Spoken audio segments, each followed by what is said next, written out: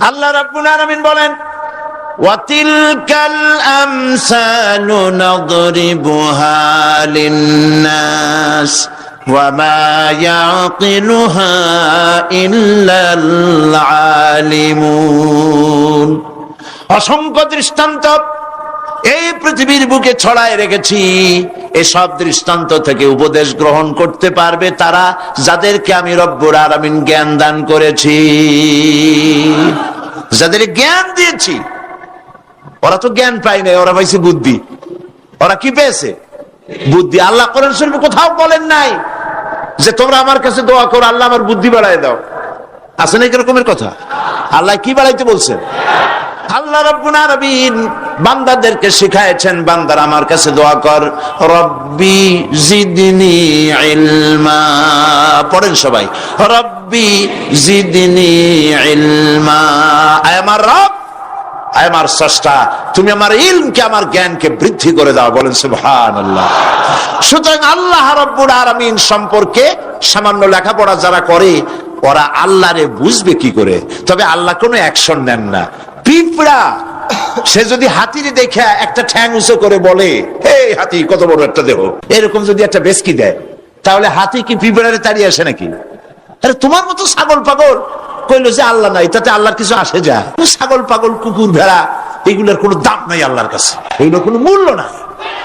আল্লাহ পাক বলেছেন, যারা আল্লাহরে অস্বীকার করে, যারা কাফের, তারা জানোয়ারের চাইতে নিকৃষ্ট। তারা হচ্ছে পৃথিবীর সমস্ত সৃষ্টি জগতের মধ্যে নিকৃষ্ট হচ্ছে তারা, যারা কাফের, যারা আল্লাহকে অস্বীকার করেছে। দেখুন কোরআন শরীফে আল্লাহ পাক এক জায়গায় বলেছেন, ওয়ালাকাদ জারা'না লি জাহান্নামা কাসীরাম মিনাল জিন্নি ওয়াল ইনস। আমি মানুষ এবং জিনেদের মধ্যে এক শ্রেণীর মানুষ আর জিনকে তৈরি করেছি জাহান্নামের জন্য। জাহান্নামের জন্য তারা তৈরি হয়েছে। কারা? লাহুম কুলুবুন লা ইয়াফকাহুনা বিহা, যাদেরকে অন্তঃকরণ দিয়েছি, এই অন্তঃকরণ দিয়ে সব বুঝলো, এই বিবেক দিয়ে সব বুঝলো, কিন্তু আমারে বুঝলো না, আমার সৃষ্টি বুঝলো না। ওয়ালাহুম আয়ুনুন লা ইউবসিরুনা বিহা, তাদের চোখ দিছি, কিন্তু চোখ দিয়ে সব দেখলো, আমার সৃষ্টি দেখে আমাকে চিনলো না। তাদের কান দিলাম, এ কান দিয়া সব শুনলো, কিন্তু মজলুম দুর্বলের ফরিয়াদ তাদের কানের মধ্যে ঢুকলো না। উলাইকা কাল আনআম, আল্লাহ পাক বলেন এগুলি হলো চতুষ্পদ। কি কোন আপনারা বলেন? কি জানোয়ার? কে বলতেছেন? আপনারা কি রাগ করতেছেন নাকি? আর রাগ করলে হবেটা কি? সৃষ্টি যিনি করেছেন, এই পদবাচ্যে বিশেষিত বিবেচিত করেছেন সেই আল্লাহ। আল্লাহ পাকই বলছেন, বিবেক দিলাম, আমাকে চিনলে না, চোখ দিলাম, আমার সৃষ্টি দেখে আমাকে উপলব্ধি করলে না, হেদায়েত পেলে না, কান দিলাম, হক শুনলে না, উলাইকা কাল আনআম, মালিক চেনো নাই, কাজী তুমি হচ্ছ চতুষ্পদ জানোয়ারের মতো। এ পর্যন্ত বললে না হয় হতো, কিন্তু আল্লাহ আর একটু আগায় গেলেন। আল্লাহ পাক সামনে গিয়ে বললেন, বালহুম আদাল, জানোয়ারের চাইতে নিকৃষ্ট। আমি এইটা বুঝি নাই, জানোয়ারের চাইতে নিকৃষ্ট আল্লাহ কইলেন কেন? পরে অনেক চিন্তা করে বুঝে আসলো। আল্লাহ পাক বলেছেন, বুঝতে চেষ্টা করতে চাইলে আল্লাহ পাক বোঝার ব্যবস্থা করে দেন। সুবহানাল্লাহ। তো এটা কেন জানোয়ারের মতো হইল কেন? পরে চিন্তা করে দেখলাম যে বিষয়টা হচ্ছে মালিককে চেনা নিয়ে, আল্লাহকে চেনা নিয়ে। পশুতে কিন্তু মালিক চেনে, পশুতে মালিক চেনে। যেমন আপনারা বাড়িতে যদি কেউ কুকুর পোষেন, কুকুর পোষেন অনেকে, এই কুকুর পোষেন কেন? কুকুর পোষেছেন চোর ডাকাত যাতে বাড়িতে হামলা না করতে পারে, সেই জন্য কুকুর পোষেছেন। গভীর রাত্রে মানুষের পায়ের আওয়াজ পাওয়ার সাথে সাথে কুকুর তার ভাষায় বিরাট গর্জন করে ওঠে, ঠিক কিনা? তার ভাষায় সে বলে, সে বলতে থাকে, তার ভাষায় সে বলে, থাম, স্টপ, পরিচয় দে, তুমি কে? এখন ওই লোকটা যদি মালিক হয়, বাড়ির মালিক, কুত্তার মালিক, তাহলে সে যখন বলে কুকুর একটা নাম রাখে, ডবলু বল্টু কিছু একটা রেখে দেয়, তো কুত্তার নাম ধরে কুত্তারে ডাক দিল, থাম। কুত্তা তখন বোঝে আমি তো ভুল করছি, এ তো আমার মালিক।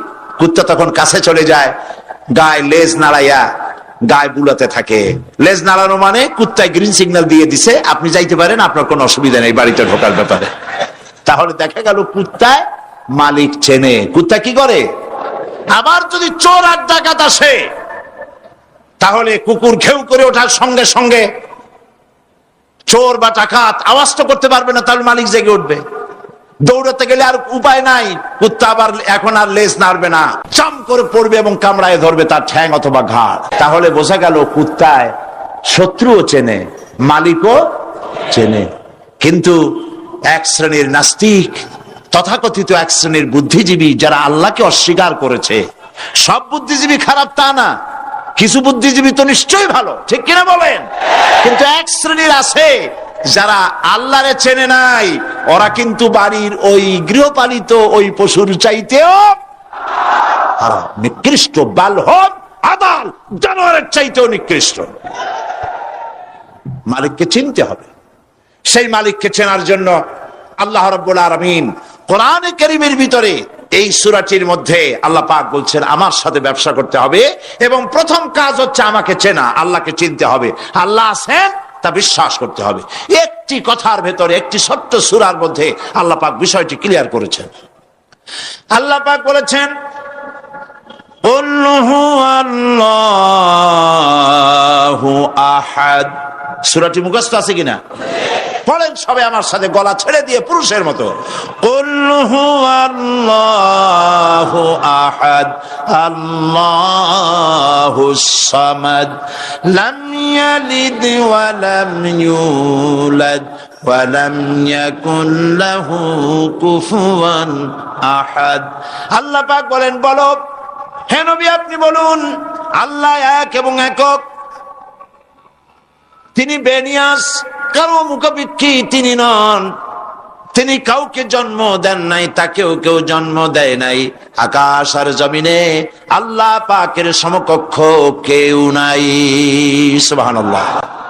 এ হচ্ছে আমার আল্লাহ, কাউকে জন্ম দেন নাই, তিনিও কারো জন্মে হন নাই, তিনি কারো মুখাপেক্ষী নন, আকাশ আর জমিনে তার সমকক্ষ কেউ নাই। সুতরাং এই হচ্ছে আল্লাহ পাক, তার জাতকে, তার অস্তিত্বকে মানতে হবে, স্বীকার করতে হবে। এটা গেল এক নম্বর। দুই নম্বরের কথা হচ্ছে, যেহেতু ইমানের উপরে আমি ব্যাপক কথা আলোচনা করতে চাই ইনশাআল্লাহ, সেই জন্য খুব বেশি ব্যাখ্যা দিচ্ছি না। দুই নম্বরে হচ্ছে, আমি বলছিলাম কয়টা শর্ত? চারটে। এক নম্বর কি? আল্লাহর অস্তিত্ব। দুই নম্বরে হচ্ছে আল্লাহর গুণাবলী, গুণাবলীকে স্বীকার করা। পানিকে বিশ্বাস করতে হবে, পানি ডুবাই দিতে পারে, ভিজাইতে পারে, পানির এই ধর্ম সহকারে, এই শক্তি সহকারে পানিকে বিশ্বাস করতে হবে। পয়জনকে বিশ্বাস করতে হবে, তাকে পান করলে আমি মরে যেতে পারি। সাপে দংশন করলে মরে যেতে পারি, সাপকে এভাবে বিশ্বাস করতে হবে। বাঘকে বিশ্বাস করতে পারে, হতে হবে যে সে যে কোনো মুহূর্তে আমাকে হামলা করতে পারে। প্রত্যেক জিনিসের শক্তি সহকারে, আগুন সে জ্বালাতে পারে, পোড়াতে পারে, এই শক্তি সহকারে বিশ্বাস করতে হবে। আল্লাহরে বিশ্বাস করবেন কিভাবে? আল্লাহর গুণাবলী সহকারে। বলেন, আল্লাহকে বিশ্বাস করবেন কিভাবে? তার গুণাবলী সহকারে বিশ্বাস করতে হবে। শুধু যদি বলেন আল্লাহরে বিশ্বাস করি, হবে না, আল্লাহর গুণ সহকারে বিশ্বাস করতে হবে। এক নম্বর গুণিত হচ্ছে আল্লাহ হচ্ছেন খালিক, তিনি হচ্ছেন স্রষ্টা। আল্লাহকে আমার স্রষ্টা, আমার রব, গোটা বিশ্বের রব, বিশাল আকাশের মালিক, জমিনের মালিক, বিস্তীর্ণ এই পৃথিবীর মালিক, সব কিছুর একচ্ছত্র মালিককে, আল্লাহ পাককে স্রষ্টা হিসেবে মানতে হবে। তিনি সৃষ্টি করেছেন, তিনি রব, তিনি সৃষ্টি করেন, তিনি প্রতিপালন করেন, তিনি পূর্ণতায় পৌঁছে দেন, এই হিসাবে তিনি তাকে বিশ্বাস করতে হবে। গোটা সৃষ্টিকে প্রতিপালন করার জন্য পানি দরকার। এই পানির বন্দোবস্ত কে করেছেন? এই পৃথিবীর 4 ভাগের 3 ভাগ কি? পানি, আর 1 ভাগ স্থল। এই অতিরিক্ত পানি যে আল্লাহ বানালেন, 3 ভাগ পানি 1 ভাগ স্থল, এ পানি কি খামোখা বানিয়েছেন? না, এই পৃথিবীকে বাঁচায় রাখার জন্যই আল্লাহ পাক পানি বানায় রেখেছেন, অতিরিক্ত পানি বানাইছেন। আবার ওই পানি সব জায়গায় পৌঁছতে পারবে না বলে আল্লাহ বিরাট জলাধার বানিয়েছেন, সমুদ্র, মহাসমুদ্র, বিরাট বিরাট দরিয়া, এতে পানি সব জায়গায় পৌঁছবে না বলে আল্লাহ পাক আবার খাল বানিয়েছেন, নদী বানিয়েছেন, বিল বানিয়েছেন, হাওর বানিয়েছেন, মাটির পরতে পরতে আল্লাহ পাক পানি রেখে দিয়েছেন। সুবহানাল্লাহ।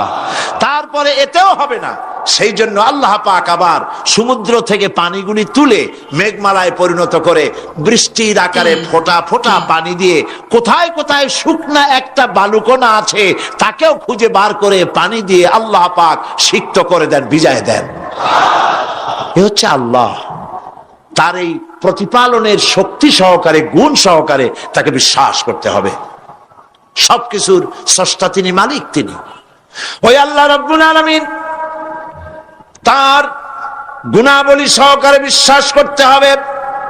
তার গুণ হচ্ছে তিনি খালিক, তিনি মালিক, তিনি রাজ্জাক। সকলের খাবার তিনি পৌঁছান, কারো খাবার তিনি, পৃথিবীতে যত প্রাণী তৈরি করেছেন সকলের খাবারও তিনি তৈরি করে দিয়েছেন। আল্লাহ পাক বলেছেন, ওয়া মা মিন দাব্বাতিন ফিল আরদি ইল্লা আলাল্লাহি রিজকুহা। পৃথিবীর ভিতরে এমন কোন প্রাণী নাই, এমন কোন জীব নাই যার রিস্কের দায়িত্ব আমি আল্লাহ গ্রহণ করি নাই। সুবহানাল্লাহ। সকল প্রাণী জগতের খাবার কে তৈরি করেছেন, পৌঁছেছেন কে? একটা দৃষ্টান্ত দেই, যেহেতু আজকে এই বিষয়ে আমি বলবো না। আপনারা মুরগির ডিম দেখছেন নিশ্চয়ই, অন্যান্য পাখির ডিমও দেখেছেন। এই ডিমের ভিতর থেকে বাচ্চা হয় ডিমের কোন অংশ দিয়ে? ভেতরের কুসুমটা দিয়েই কি হয় বলে? বাচ্চা হয়। বাচ্চা যখন ডিমের ভিতরে হলো তখন তার প্রাণ আসছে। এই প্রাণ আসার পর, প্রাণ আসার সাথে সাথে বাচ্চার ক্ষুধার উদ্রেক হয়েছে। খাবেটা কি? ডিমের ভিতরে খাবার পৌঁছতে গেলে ডিম তো ফেটেই যাবে, বাচ্চা মরে যাবে। এখন খাবারটা দুনিয়ার কোন বিজ্ঞানী ডিমের পেটের মধ্যে, ডিমের মধ্যের বাচ্চাকে খাবার পৌঁছতে পারবে কি? তাহলে ওই ডিমের মধ্যে বাচ্চাটাকে খাবার কে দেন, কিভাবে দেন দেখছেন আপনারা? কুসুমের বাইরে যে সাদা অংশটা থাকে এটা হচ্ছে প্রোটিন, এটা হচ্ছে খাদ্য। যতদিন এই বাচ্চাটা কুসুমের ভিতর থেকে বাচ্চায় পরিণত হয়ে যতদিন ডিমের মধ্যে থাকা লাগবে, 18 দিন বা 19 দিন যতদিন থাকা লাগবে, ততদিনের খাদ্য ওর চতুর্পাশে রেখে দেওয়া হয়েছে।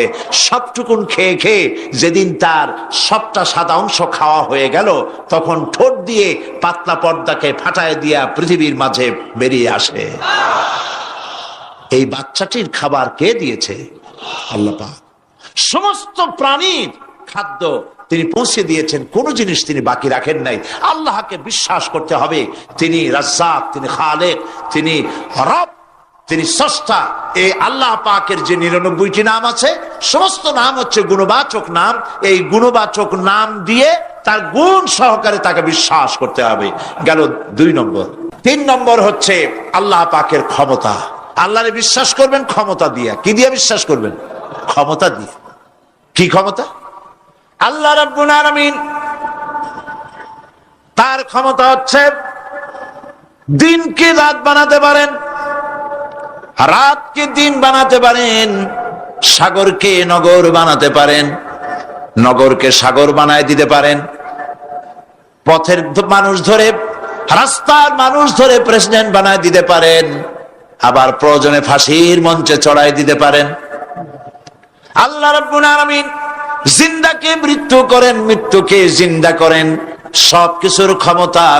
ইন্নাল্লাহা আলা কুল্লি শাইইন কাদির।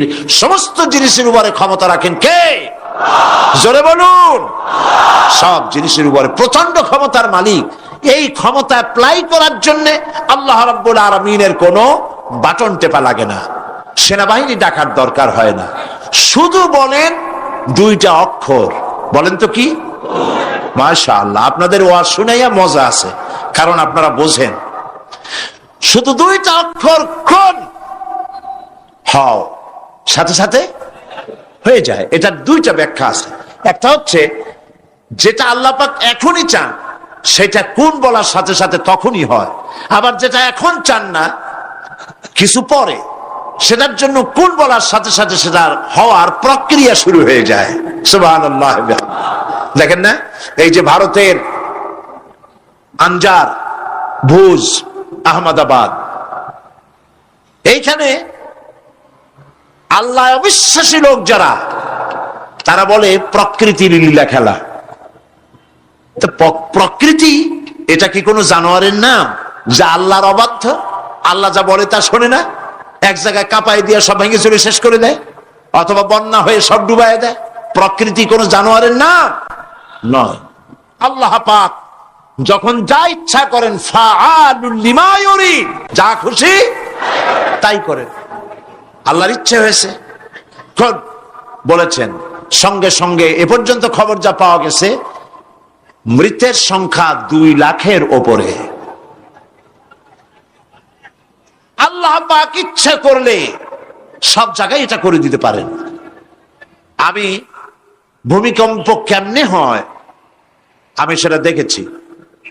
আজ থেকে কয়েক বছর আগে ক্যালিফোর্নিয়া, আমেরিকার একটি স্টেট, লস অ্যাঞ্জেলেসে ভূমিকম্প হয়েছিল। ওই দেশে রাস্তা আছে 2 তলা, 3 তলা, 4 তলা, ফ্লাইওভার গুলি 3 তলা, 4 তলা পর্যন্ত। এই দৃশ্যটা ওয়াশিংটনের নাসা, যেখানে মহাশূন্য গবেষণাগারের কয়েকটা অফিস আছে, তার একটি অফিস আছে ওয়াশিংটনে। সেইখানে আমাকে নেওয়া হলো এবং আমি দেখলাম বিরাট স্ক্রিন, সেই পর্দায় দেখানো হলো ভূমিকম্পের দৃশ্য। দরিয়ার ভিতরে পানি যেমন রোলিং হয়, তুফান হয়, এইভাবে করে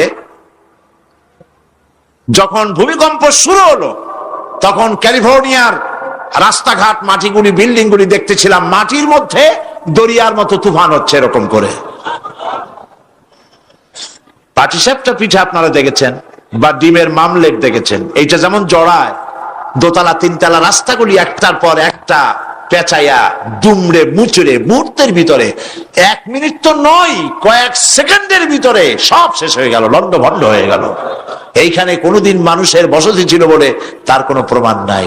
কিন্তু দুর্ভাগ্যজনক সত্য এই, মানুষ এগুলি চোখে দেখে, তারপরেও বিশ্বাস করতে পারে না। কপাল পোড়া। এগুলো কি? কপাল পোড়া, বিশ্বাস করতে পারে না। ক্ষমতায় যে যখন থাকে তখন চতুর্দিকে অন্ধকার দেখে, মনে করে যে এ ক্ষমতা আর আমার হাত থেকে যাবে না, যা খুশি তাই করব।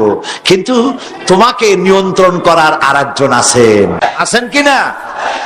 সেজন্য আল্লাহ পাক বলেছেন, ওয়ামুদ্দুহুম ফি তুগয়ানিহিম ইয়ামাহুন, আমি যারা সীমা লঙ্ঘন করে আমি ঢিল দেই, একশোটে ধরি না, ঢিল দেই, দেখি কদ্দূর পারো।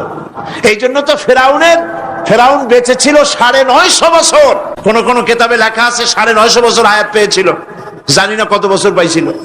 950 বছরের ভেতরে একদিন তার সর্দিও হয় নাই। প্রজন্য বলতে না পারে যে যদি আমার অসুখ বিসুখ হইতো তাও তো আমি আল্লাহ তোমারে ডাকতাম। মানে মুনাফিক, কাফের, বেঈমান, অহংকারী। আল্লাহ সুযোগ দেন, পাপিষ্ঠকে সুযোগ দিয়ে দেন। এই কথা যেন বলতে না পারে যে আল্লাহ আর যদি 6টা মাস সময় পাইতাম তাহলে আমি ভালো হয়ে যেতাম। এরকমও সুযোগ দেওয়া হয় না। ঠিক আছে, করতে থাকো, দেখি কদ্দূর পারো। তারপরে যখন সীমা লঙ্ঘন করে করে একদম প্রান্তে এসে যায়, তখন দড়ির অপর প্রান্ত কার কাছে? কার কাছে? ঘুড়ি যত উপরেই ওড়ে, ঘুড়ির লাটায় ওই পেছনে একটা সুতা আছে, সেই সুতাটা আরেকজনের হাতে, ঠিক না? ঘুড়ি যতই মনে করুক যে আমি পাল্লা দিয়ে মঙ্গল গ্রহে যাব, যেখানে খুশি সেখানে যাব, ঘুড়ির এই অহংকার মিশে বেশি দূরে যেতে পারবে না, যেহেতু তোমার পেছনে একটা দড়ি আছে, সেই দড়িটা আরেকজনের হাতে। এই দড়িতে যখন টান দেওয়া হবে, কাছে ফিরে আসতে হবে, যেখান থেকে উৎপত্তি সেখানেই ফিরে আসতে হবে। সুতরাং আল্লাহ পাকের এই প্রচন্ড ক্ষমতাকে বিশ্বাস করতে হবে যে তিনি বিরাট ক্ষমতার মালিক। ফকিরকে আমির বানান, আমিরকে ফকির বানান, আবার প্রয়োজনে ইচ্ছে করলে পথের লোক ধরে, কেউ চেনে না, কেউ শোনে না, আল্লাহ পাক ধরে নিয়ে বাদশা বানান। আবার যখন আল্লাহ নারাজ হন তখন ফাঁসিতে ঝুলায় দেন। পারেন কিনা? প্রচন্ড ক্ষমতার মালিক তিনি। এই যে গোলাম মোহাম্মদ কাদিয়ানি, দুনিয়ার এক নিকৃষ্ট কাফের। গোলাম মোহাম্মদ কাদিয়ানি কি? এই কাফেরটি বাংলাদেশে তারা টিকে আছে, এই কাফেরের মুরিদেরা। তারা বলে, কয় যে আমরা মুহাম্মদ সাল্লাল্লাহু আলাইহি ওয়াসাল্লামকে আখিরি জামানার নবী মানি। তো মুহাম্মদ সাল্লাল্লাহু আলাইহি সাল্লামের আখিরি জামানার নবী যদি মানো, তাহলে নিজেদেরকে আবার আহমদী বলে পরিচয় দাও কেন? তোমরা আবার কোথার হযরত মসি, তারপরে কি জানি কয় গোলাম মোহাম্মদ, মাউদ, হাবিজাবি কতগুলা সামনে আলাইহিস সালাম ইত্যাদি অনেক কিছু সামনে লেখা লাগায় দেয়। কেন এগুলো দাও? যদি মুসলমানই হও তাহলে কিসের গোলাম মোহাম্মদ কাদিয়ানী একটা কাফেরের পেছনে কেন তোমরা পড়েছো? মুসলমান হলে মুহাম্মদ সাল্লাল্লাহু আলাইহি ওয়াসাল্লামের পেছনে দৌড়াও। গোলাম মোহাম্মদ কাদিয়ানী এটা কাফের, আর অনুসারীরাও কি কাফের। ওহী আদায় করা যায় না। এটা জেলা পরিষদের চেয়ারম্যান না যে প্রধানমন্ত্রী সিলেকশন দিয়ে দেবে, পাগলামি না। নবী হচ্ছেন, নবীকে আল্লাহ পাক বানান। নবীকে বানান আল্লাহ পাক, নবী বানান। আর নবীর জন্য বড় শর্ত হচ্ছে ওহী আসা। আল্লাহ নবী বলেন আমার কাছে ওহী আসে, এটা হলো বড় পার্থক্য। হলো 1 নম্বর। 2 নম্বরের পার্থক্য হলো দুনিয়ার মানুষ যে কোনো মুহূর্তে শয়তানের ওয়াসওয়াসায় পড়ে গুনাহ করতে পারে, আল্লাহ রাসূলকে শয়তান ওয়াসওয়াসা দিতে পারে না। আপনার আমার ঘুমের মধ্যে, রাসূলের ঘুমের মধ্যে পার্থক্য আছে। আমরা ঘুমালে কিছুই টের পাই না, রাসূলের ঘুম ছিল এমন, জাগ্রত থাকতে যেমন টের পেতেন, ঘুমায়ও তেমন টের পেতেন। আল্লাহ আমরা শুধু সামনে দেখি, দুই পাশে দেখি। নবীজি চলার সময় সামনে দুপাশে যেমন দেখতেন, পিছনেও তেমন দেখতে পেতেন। রাসূলুল্লাহকে আল্লাহ রাব্বুল আলামিন এসব দিক থেকে, মানুষের থেকে, এসব সাধারণ মানুষের থেকে তিনি স্বতন্ত্র। এতে কোনো সন্দেহ নাই, কোনো তর্কের অবকাশ নাই, কোন যুক্তির অবকাশ নাই। গোটা পৃথিবীর মানুষের চাইতে সুপার কোয়ালিটির মানুষ হচ্ছেন নবীরা। নবীরা সুপার কোয়ালিটির মানুষ, তবে অতি মানব নন। একথা বলা যাবে না, অতি মানব নন।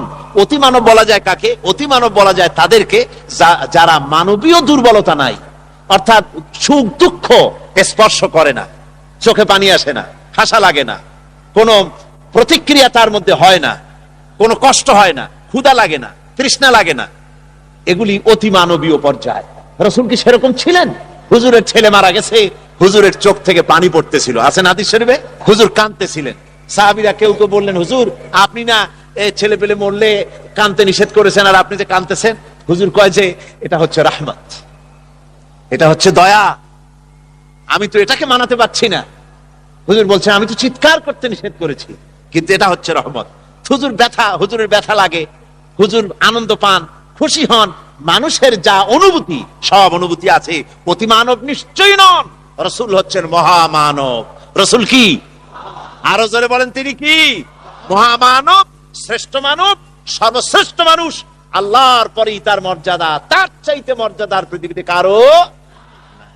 আমার বন্ধুগণ, শেখ সাদী রাহমাতুল্লাহ আলাইহি সুন্দর করে রাসূলের কথা বলেছেন, লা ইউমকিনুস সানাউ কামা কানা হাক্কুহু।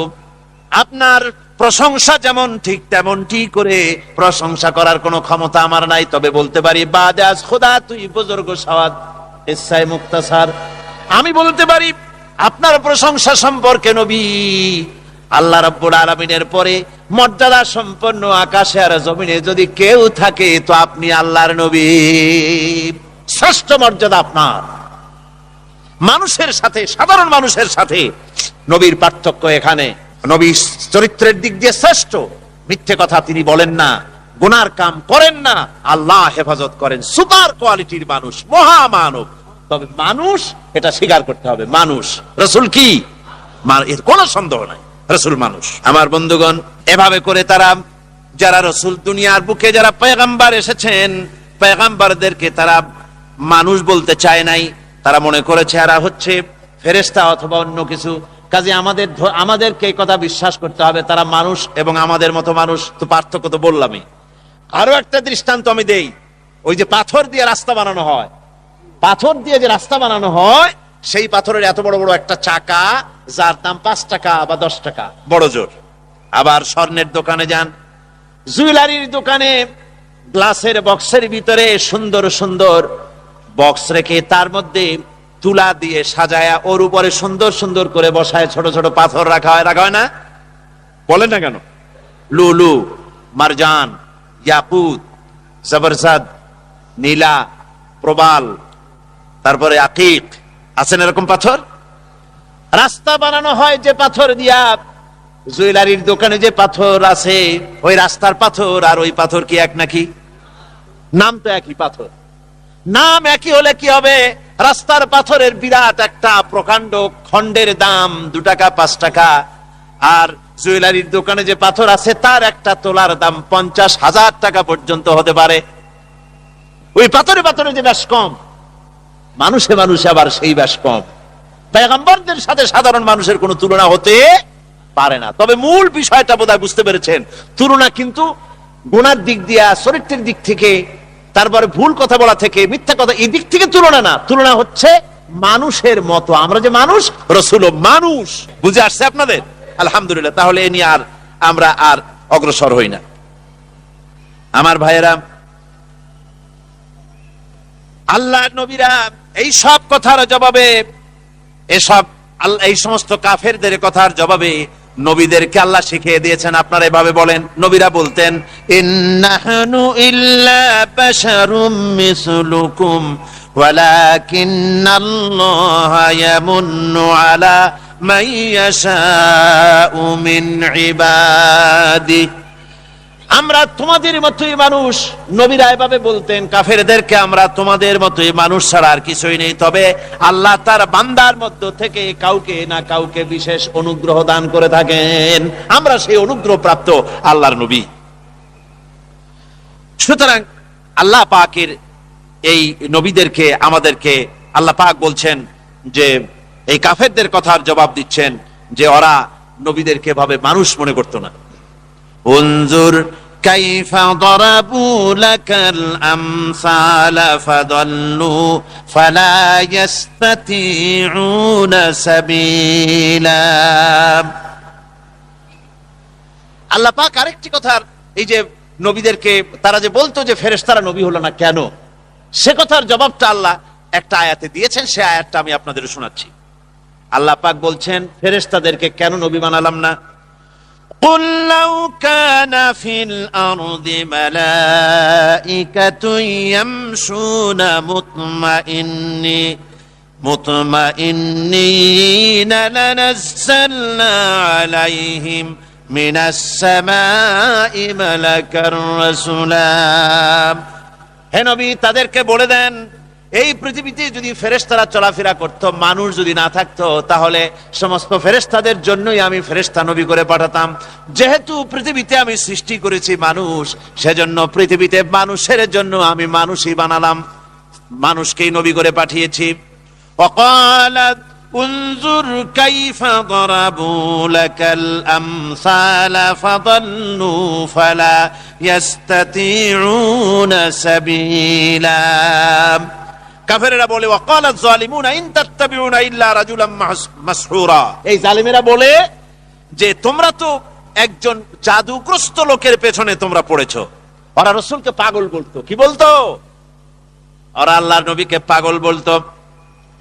পাগল বলার ওরা কয়েকটা কারণে পাগল বলতো। ওরা মনে করতো যে মুহাম্মদ সাল্লাল্লাহু আলাইহি ওয়াসাল্লাম দেব দেবীদের বিরুদ্ধে কথা বলেন, সেই জন্য দেব দেবীরা বদদোয়া করেছে বলে এই লোকটার এই দশা হয়েছে। নাউযুবিল্লাহি মিন যালিক। ওরা যখন রাসূলকে পাগল বলল, আল্লাহ রাব্বুল আলামিন ওদের কথার জবাব দিয়ে দিলেন, ওয়া মা সাহিবুকুম বিমাজনুন। তোমাদের সাথী মুহাম্মদ সাল্লাল্লাহু আলাইহি ওয়াসাল্লাম পাগল নন। আবার আল্লাহ অন্য আয়াতে বলেন, মা দাল্লা সাহিবুকুম ওয়া মা গাওয়া। তোমাদের সাথী না পথভ্রষ্ট, না তিনি পাগল। পাগল কেডা তা তাড়াতাড়ি প্রমাণ হবে, টের পাবা তোমরা পাগলকে। ওরা বলতো, নবীকে বলতো নবী কবি। আল্লাহ পাক সে কথার জবাব দিয়ে দিয়েছেন, ওয়া মা হুয়া বিকাউলি শাইরিন কালিলাম মা তুমিনুন। ওরা বলতো নবী মুহাম্মদ সাল্লাল্লাহু আলাইহি ওয়াসাল্লামকে তারা কবি বলতো। আল্লাহ বললেন না, কবির কথা এটা না, আমার নবী কবি না। ওমা আল্লামনাহু শি'রা ওমা ইয়ামবাগি লাহু। আমার নবীকে আমি কবি বানাই নাই, আর কবিত্ব আমার নবীর জন্য শোভনীয় নয়। ওরা বলল নবী জাদুকর। আল্লাহ পাক কথার জবাব দিয়া দিলেন, ওয়ালা বিকাউলি কাহিনিন কালিলাম মা তাযাক্কারুন। ওরা নবীকে জাদুকর বলে, আল্লাহ বলেন না, আমার নবী জাদুকর না। আমার আল্লাহ রাব্বুল আলামিন নবীর ব্যাপারে আল্লাহ পাক নবীকে সান্ত্বনা দিচ্ছেন, নবী আপনি শুনেন, ফাযাক্কির ফামা আনতা বিনি'মাতি রাব্বিকা বিকাহিনিন ওয়ালা মাজনুন। হে নবী, আল্লাহর অনুগ্রহে, আপনি আপনার রবের অনুগ্রহে আপনি না গণক না আপনি পাগল। ওরা যতই পাগল বলুক আর গণক বানুক, আমি তো জানি আপনি আমার রাসূল। সুবহানাল্লাহি ওয়া বিহামদিহি, সুবহানাল্লাহি ওয়া বিহামদিহি। আমি তো জানি আপনি আমার বাশীর, আমার নাযীর, আমার সিরাজ, আপনি আমার রহমত। ওয়ামা আরসালনাকা ইল্লা রাহমাতান লিল আলামিন। তামাম পৃথিবীর জন্য আমি আপনাকে রহমত করে পাঠিয়েছি। এবার আপনি লক্ষ্য করেন, উনজুর কাইফা দরাবু লাকাল আমসাল। ও নবী, লক্ষ্য করুন ওরা কি ধরনের আজে বাজে কথা আপনাকে বলতেছে। ফাদাল্লু, ওরা বিভ্রান্ত হয়েছে, এমন বিভ্রান্ত হয়েছে, ফালা ইস্তাতিউনা সাবিলা, কোন বুদ্ধি তাদের মাথার মধ্যে ঢুকছে না, কোন সঠিক কথা তাদের মাথার মধ্যে যাচ্ছে না। তার মানে হলো কি? তার মানে হচ্ছে বিরুদ্ধবাদীরা কোন যুক্তি ছাড়াই হিংসার আগুনে জ্বলে তারা কথা বলে। যারা হিংসার আগুনে জ্বলে ওদের কাছে কোনো যুক্তি থাকে না। হুজুর সাল্লাল্লাহু আলাইহি ওয়াসাল্লাম শিরকের বিরুদ্ধে তিনি কথা বলছেন, শিরকের বিরুদ্ধে কথা বলছেন, তাওহীদ প্রতিষ্ঠার কথা বলছেন, যুক্তি দিয়া কথা বলছেন। হুজুর বলছেন শিরক করো না, ওরা এ ব্যাপারে তারা বলছে যে লোকটি কবি। হুজুর বলছেন শিরক করো না, ওরা কয় লোকটা কবি। হুজুর বলছেন আল্লাহর তরফ থেকে আমি প্রেরিত হয়েছি, আমি আল্লাহর পয়গম্বর, আমাকে মানো। আর তারা বলতেছে যে তুমি হলে একটা জাদুকর। হুজুর সাল্লাল্লাহু আলাইহি ওয়াসাল্লাম তিনি বলছেন, হুজুর সাল্লাল্লাহু আলাইহি ওয়াসাল্লাম তিনি বলছেন যে তাওহীদকে প্রতিষ্ঠা করো, এক আল্লাহর আইন কানুনকে তোমরা মেনে নাও। ওরা কয় যে তুমি বাজারে যাও কেন, তুমি ভাত খাও কেন। তার মানে হচ্ছে ওদের কাছে কোনো যুক্তি নাই, ওদের মাথায় কোনো বুদ্ধি কুলায় না, যা খুশি তাই তারা পাগলের মতো বলতেছে। এসব কথাবার্তা দিয়া প্রকৃত সত্যপন্থীকে ফিরায় রাখা যায় না।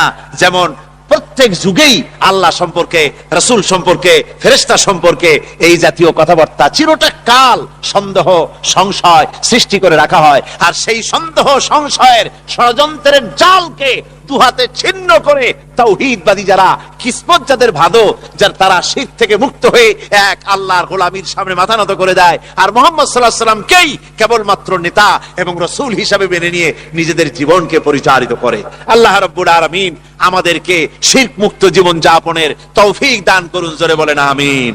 تبارك الذي إن شاء جعل لك خيرا من ذلك جنات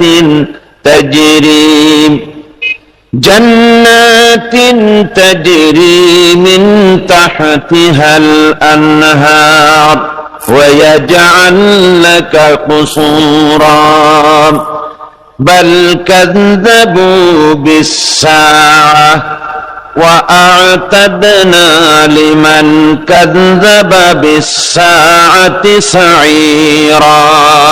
কাফেররা তারা বলে যেটা কেমন রসুল, যে রসুল খানা খায়, বাজারে ঘাটে ঘোরাফেরা করে, তিনি যদি নবী হবেন তো তার সাথে বাগান থাকলো না কেন? তার জন্য অনেকগুলি বাগান থাকা উচিত ছিল, বাগ বাগিচা, ধনভাণ্ডার থাকা উচিত ছিল, ফেরেশতা, স্বাস্থ্যবান একটা বিরাট ফেরেশতার সাথে থাকা উচিত ছিল, যে না মানবে তাকেই ভয় দেখাবে, এরকম থাকা দরকার ছিল। এই সমস্ত কথার জবাবে আল্লাহ পাক এখানে বলছেন তাবারাকাল্লাযী ইনশাআ জাআলা লাকা খায়রান, বরকতশালী সেই আল্লাহ পাক, যিনি ইচ্ছে করলে ওদের প্রস্তাবিত জিনিসগুলির চাইতেও অধিক কল্যাণময় জিনিস আল্লাহ পাক আপনাকে দান করতে পারেন। আরো দান করতে পারেন জান্নাতিন তাজরি মিন তাহতিহাল আনহার, অসংখ্য বাগান, যে বাগিচার নিচ থেকে সতত প্রবাহিত ঝর্ণা ধারা থাকবে, এমন বাগানও আপনাকে দিতে পারতেন। ওয়াজআল লাকা কুসুরা, এবং আরো দিতে পারতেন আপনাকে বড় বড় প্রাসাদ। এখানে তাবারাকাল্লাযীর ব্যাখ্যা আমি প্রথম দিন করেছিলাম। এখানে তাবারাক শব্দ দিয়ে বোঝানো হচ্ছে যে আল্লাহ পাক বিপুলতা, উপায় এবং উপাদানের মালিক তিনি। তার কাছে এত বিপুল সামগ্রী আছে, এত উপায় আছে, উপাদান আছে, যে কারো প্রতি তিনি কোনো কল্যাণ দিতে চাইলে তিনি তা দিতে অক্ষম নন। তিনি সবকিছু দিতে পারেন যত খুশি। এখন আসলে তো আল্লাহ পাক এগুলি আপনাকে দিতে পারতেন। ওরা যে আপনাকে অস্বীকার করে, যে আপনি হাটে যান, বাজারে যান, খানা দানা খান, এইসব কথা বলে আপনার নবুয়ত মানাকে অস্বীকার করে। আসল ব্যাপারটা নবুয়ত মানাকে অস্বীকার করে না। আসল ব্যাপার কি? আসল ব্যাপার হচ্ছে বাল কাযযাবু বিস-সাআহ ওয়া আ'তাদনা লিমান কাযযাবা বিস-সাআতি সাঈরা। আসল কথা হচ্ছে ওরা সেই বিশেষ মুহূর্তটিকে, সেই নির্দিষ্ট মুহূর্তটিকে তারা মিথ্যা মনে করেছে।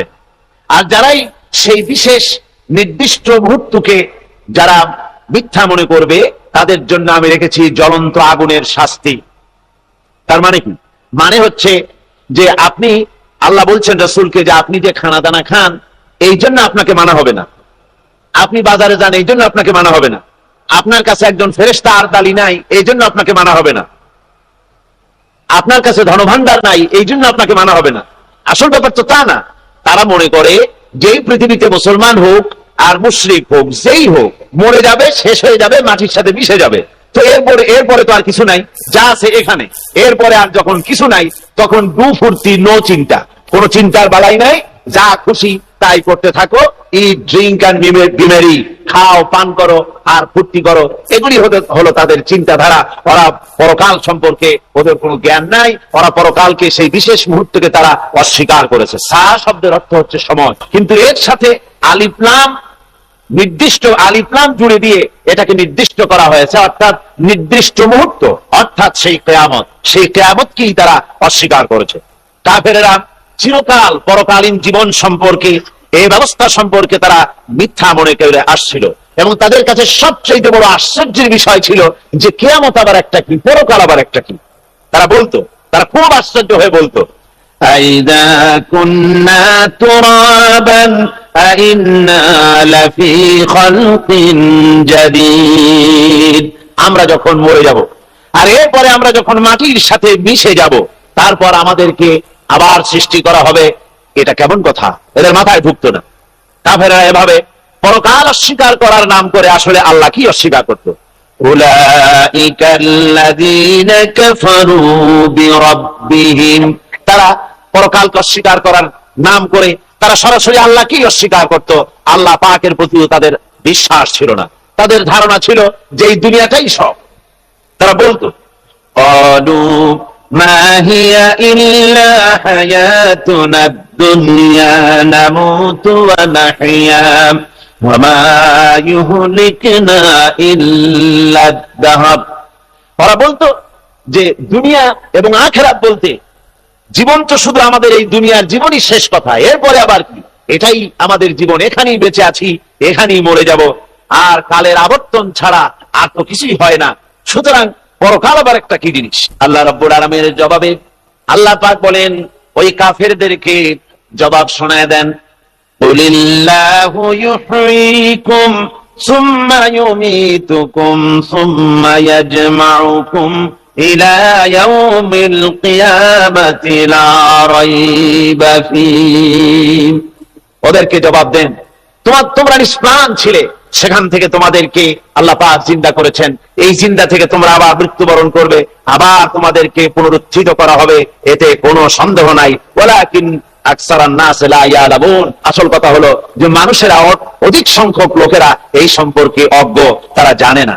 তারা বলে, ওয়ায়াকুলুল ইনসানু আইযা মা মিততু লাসাউফা উখরাজু হাইয়্যা। তারা বলে যে সত্যি আমরা যখন মরে যাব তখন আমাদেরকে কে আবার জিন্দা করবে? এটা কি করে সম্ভব? মরে গেলাম, আবার জিন্দা কে করবে? আল্লাহ রাব্বুল আলামিন ওদের কথার জবাবে নবীজিকে বলেন, আপনি জবাব দিয়ে দেন, আওয়ালা ইয়াযকুরুল ইনসানু আন্না খালাকনাহু মিন ক্বাবলু ওয়া লাম ইয়াকু শাইআ। মানুষের কি সেই কথা মনে পড়ে না যখন তাকে সৃষ্টি করার আগে সে কিছুই ছিল না? তোমার সৃষ্টির আগে যখন তুমি কিছুই ছিলে না, সেখান থেকে তোমাকে যিনি সৃষ্টি করেছেন, তোমার মৃত্যুর পরে তিনি আবার তোমাকে জিন্দা করতে পারবে। তোমার কি মনে নাই? হাল আতা আলাল ইনসানি হিনুম মিনাদ দাহরি লাম ইয়াকুন শাইআম মাযকুরা। মানুষের জীবনে কি এমন সময় এসেছিল না যখন সে কোনো বিষয়বস্তু হিসেবে পরিগণিত ছিল না, কোন অস্তিত্ব ছিল না? আমি বিনা অস্তিত্বে তোমাদেরকে সৃষ্টি করেছি। বিনা অস্তিত্বে যখন তৈরি করতে পারলাম, তখন বুঝি আমি আবার তোমাদেরকে জিন্দা করতে পারবো না। এটা কেমন কথা তোমরা বলো? ওরা বলে وقالوا أئذا كنا عظاما ورفتا أئنا لمبعوثون خلقا جديدا। আমরা যখন মরে যাব, আমাদের হাড্ডি গুড্ডি যখন মাটির সাথে একেবারে মিশে যাবে, তখন কি আমরা নতুন ভাবে আবার আমরা পুনরুত্থিত হব? আমাদের কি আবার চিন্তা করা হবে?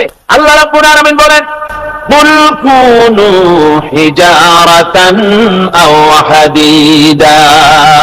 নবী শুনিয়ে দেন, তোমরা যদি মরে গিয়া মাটির সাথে মিশে গিয়া যদি পাথরও হয়ে যাও, আর যদি তোমরা লোহাও হয়ে যাও, তারপরেও আল্লাহ রাব্বুল আলামিন তোমাদেরকে চিন্তা করবেন, আবার তোমাদের উঠাবেন। ওরা বলে যে আচ্ছা বুঝলাম, কে উঠাবে আমাদের?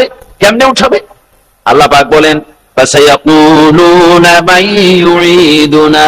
ওরা বলে আমাদেরকে কে উঠাবে, আমাদেরকে কে জিন্দা করবে? আল্লাহ পাক জবাবে বলেন কুলিল্লাযী ফাতারাকুম আউওয়ালা মাররা। যিনি তোমাদেরকে প্রথম সৃষ্টি করেছেন, তিনি আবার তোমাদেরকে জিন্দা করবেন। আল্লাহ পাক সুন্দর করে বোঝাচ্ছেন। এই সব কথা শোনার পরে ফাসায়ুনগিদুনা ইলাইকা রুউসাহুম ওয়ায়াকুলুনা মাতা হুয়া। এসব কথা শোনার পরে আল্লাহ বলেন ওই কাফেরেরা মাথা ঝুলায় ঝুলায় বলে আচ্ছা তা বুঝলাম।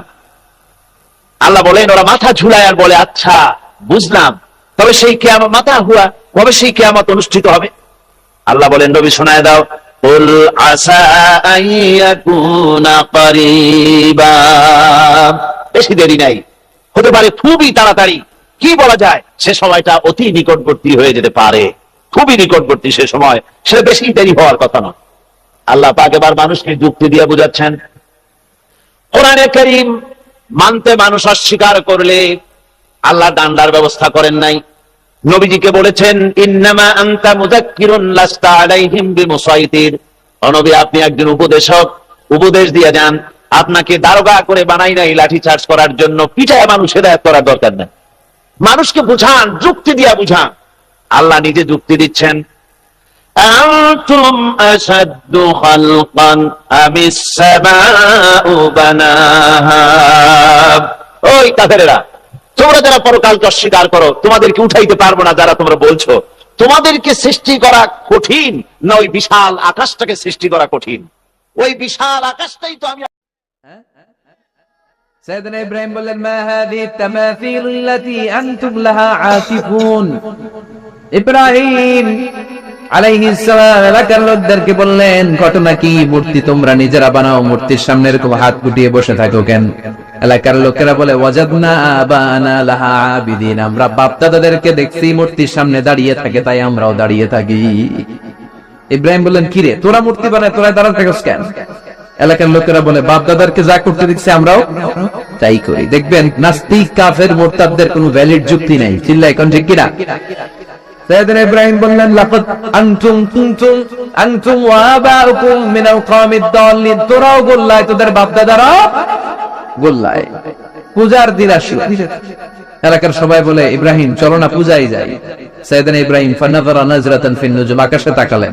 ক্বালা ইন্নী সাকিম, বললেন আমি অসুস্থ। আসলে উনি অসুস্থ ছিলেন না, আসলে অসুস্থ ছিলেন না। তাহলে কেন অসুস্থ বললেন? এর কারণ অসুস্থতা দুই ধরনের, একটা শারীরিক আর একটা মানসিক। উনি শারীরিক অসুস্থ ছিলেন না বটে, কিন্তু মানসিক অসুস্থ ছিলেন। এর কারণ ওই সময় উনি ছাড়া কেউ তাওহীদের পক্ষে ছিল না, সব ছিল মুশরিক। তাহলে একজন নবী যখন শিরকি কাজ চারদিকে হতে দেখে, তখন তিনি মানসিকভাবে সুস্থ থাকতে পারেন না, ঠিক কিনা? এজন্য উনি বললেন ইন্নী সাকিম, আমি অসুস্থ, আমি যাব না। এলাকার লোকেরা বললে তাই নাকি, যাবি না? এক কাজ কর, আমরা তাহলে পূজায় যাই, তুই ঘরের মূর্তিগুলারে পাহারা দে। ভালো একজন পাহারাদার পাওয়া গেছে, আমরা পূজায় গেলাম, তুই ঘরের মূর্তিগুলারে পাহারা দে। ভালো পাহারাদার, মূর্তির পাহারাদার, নাম কি?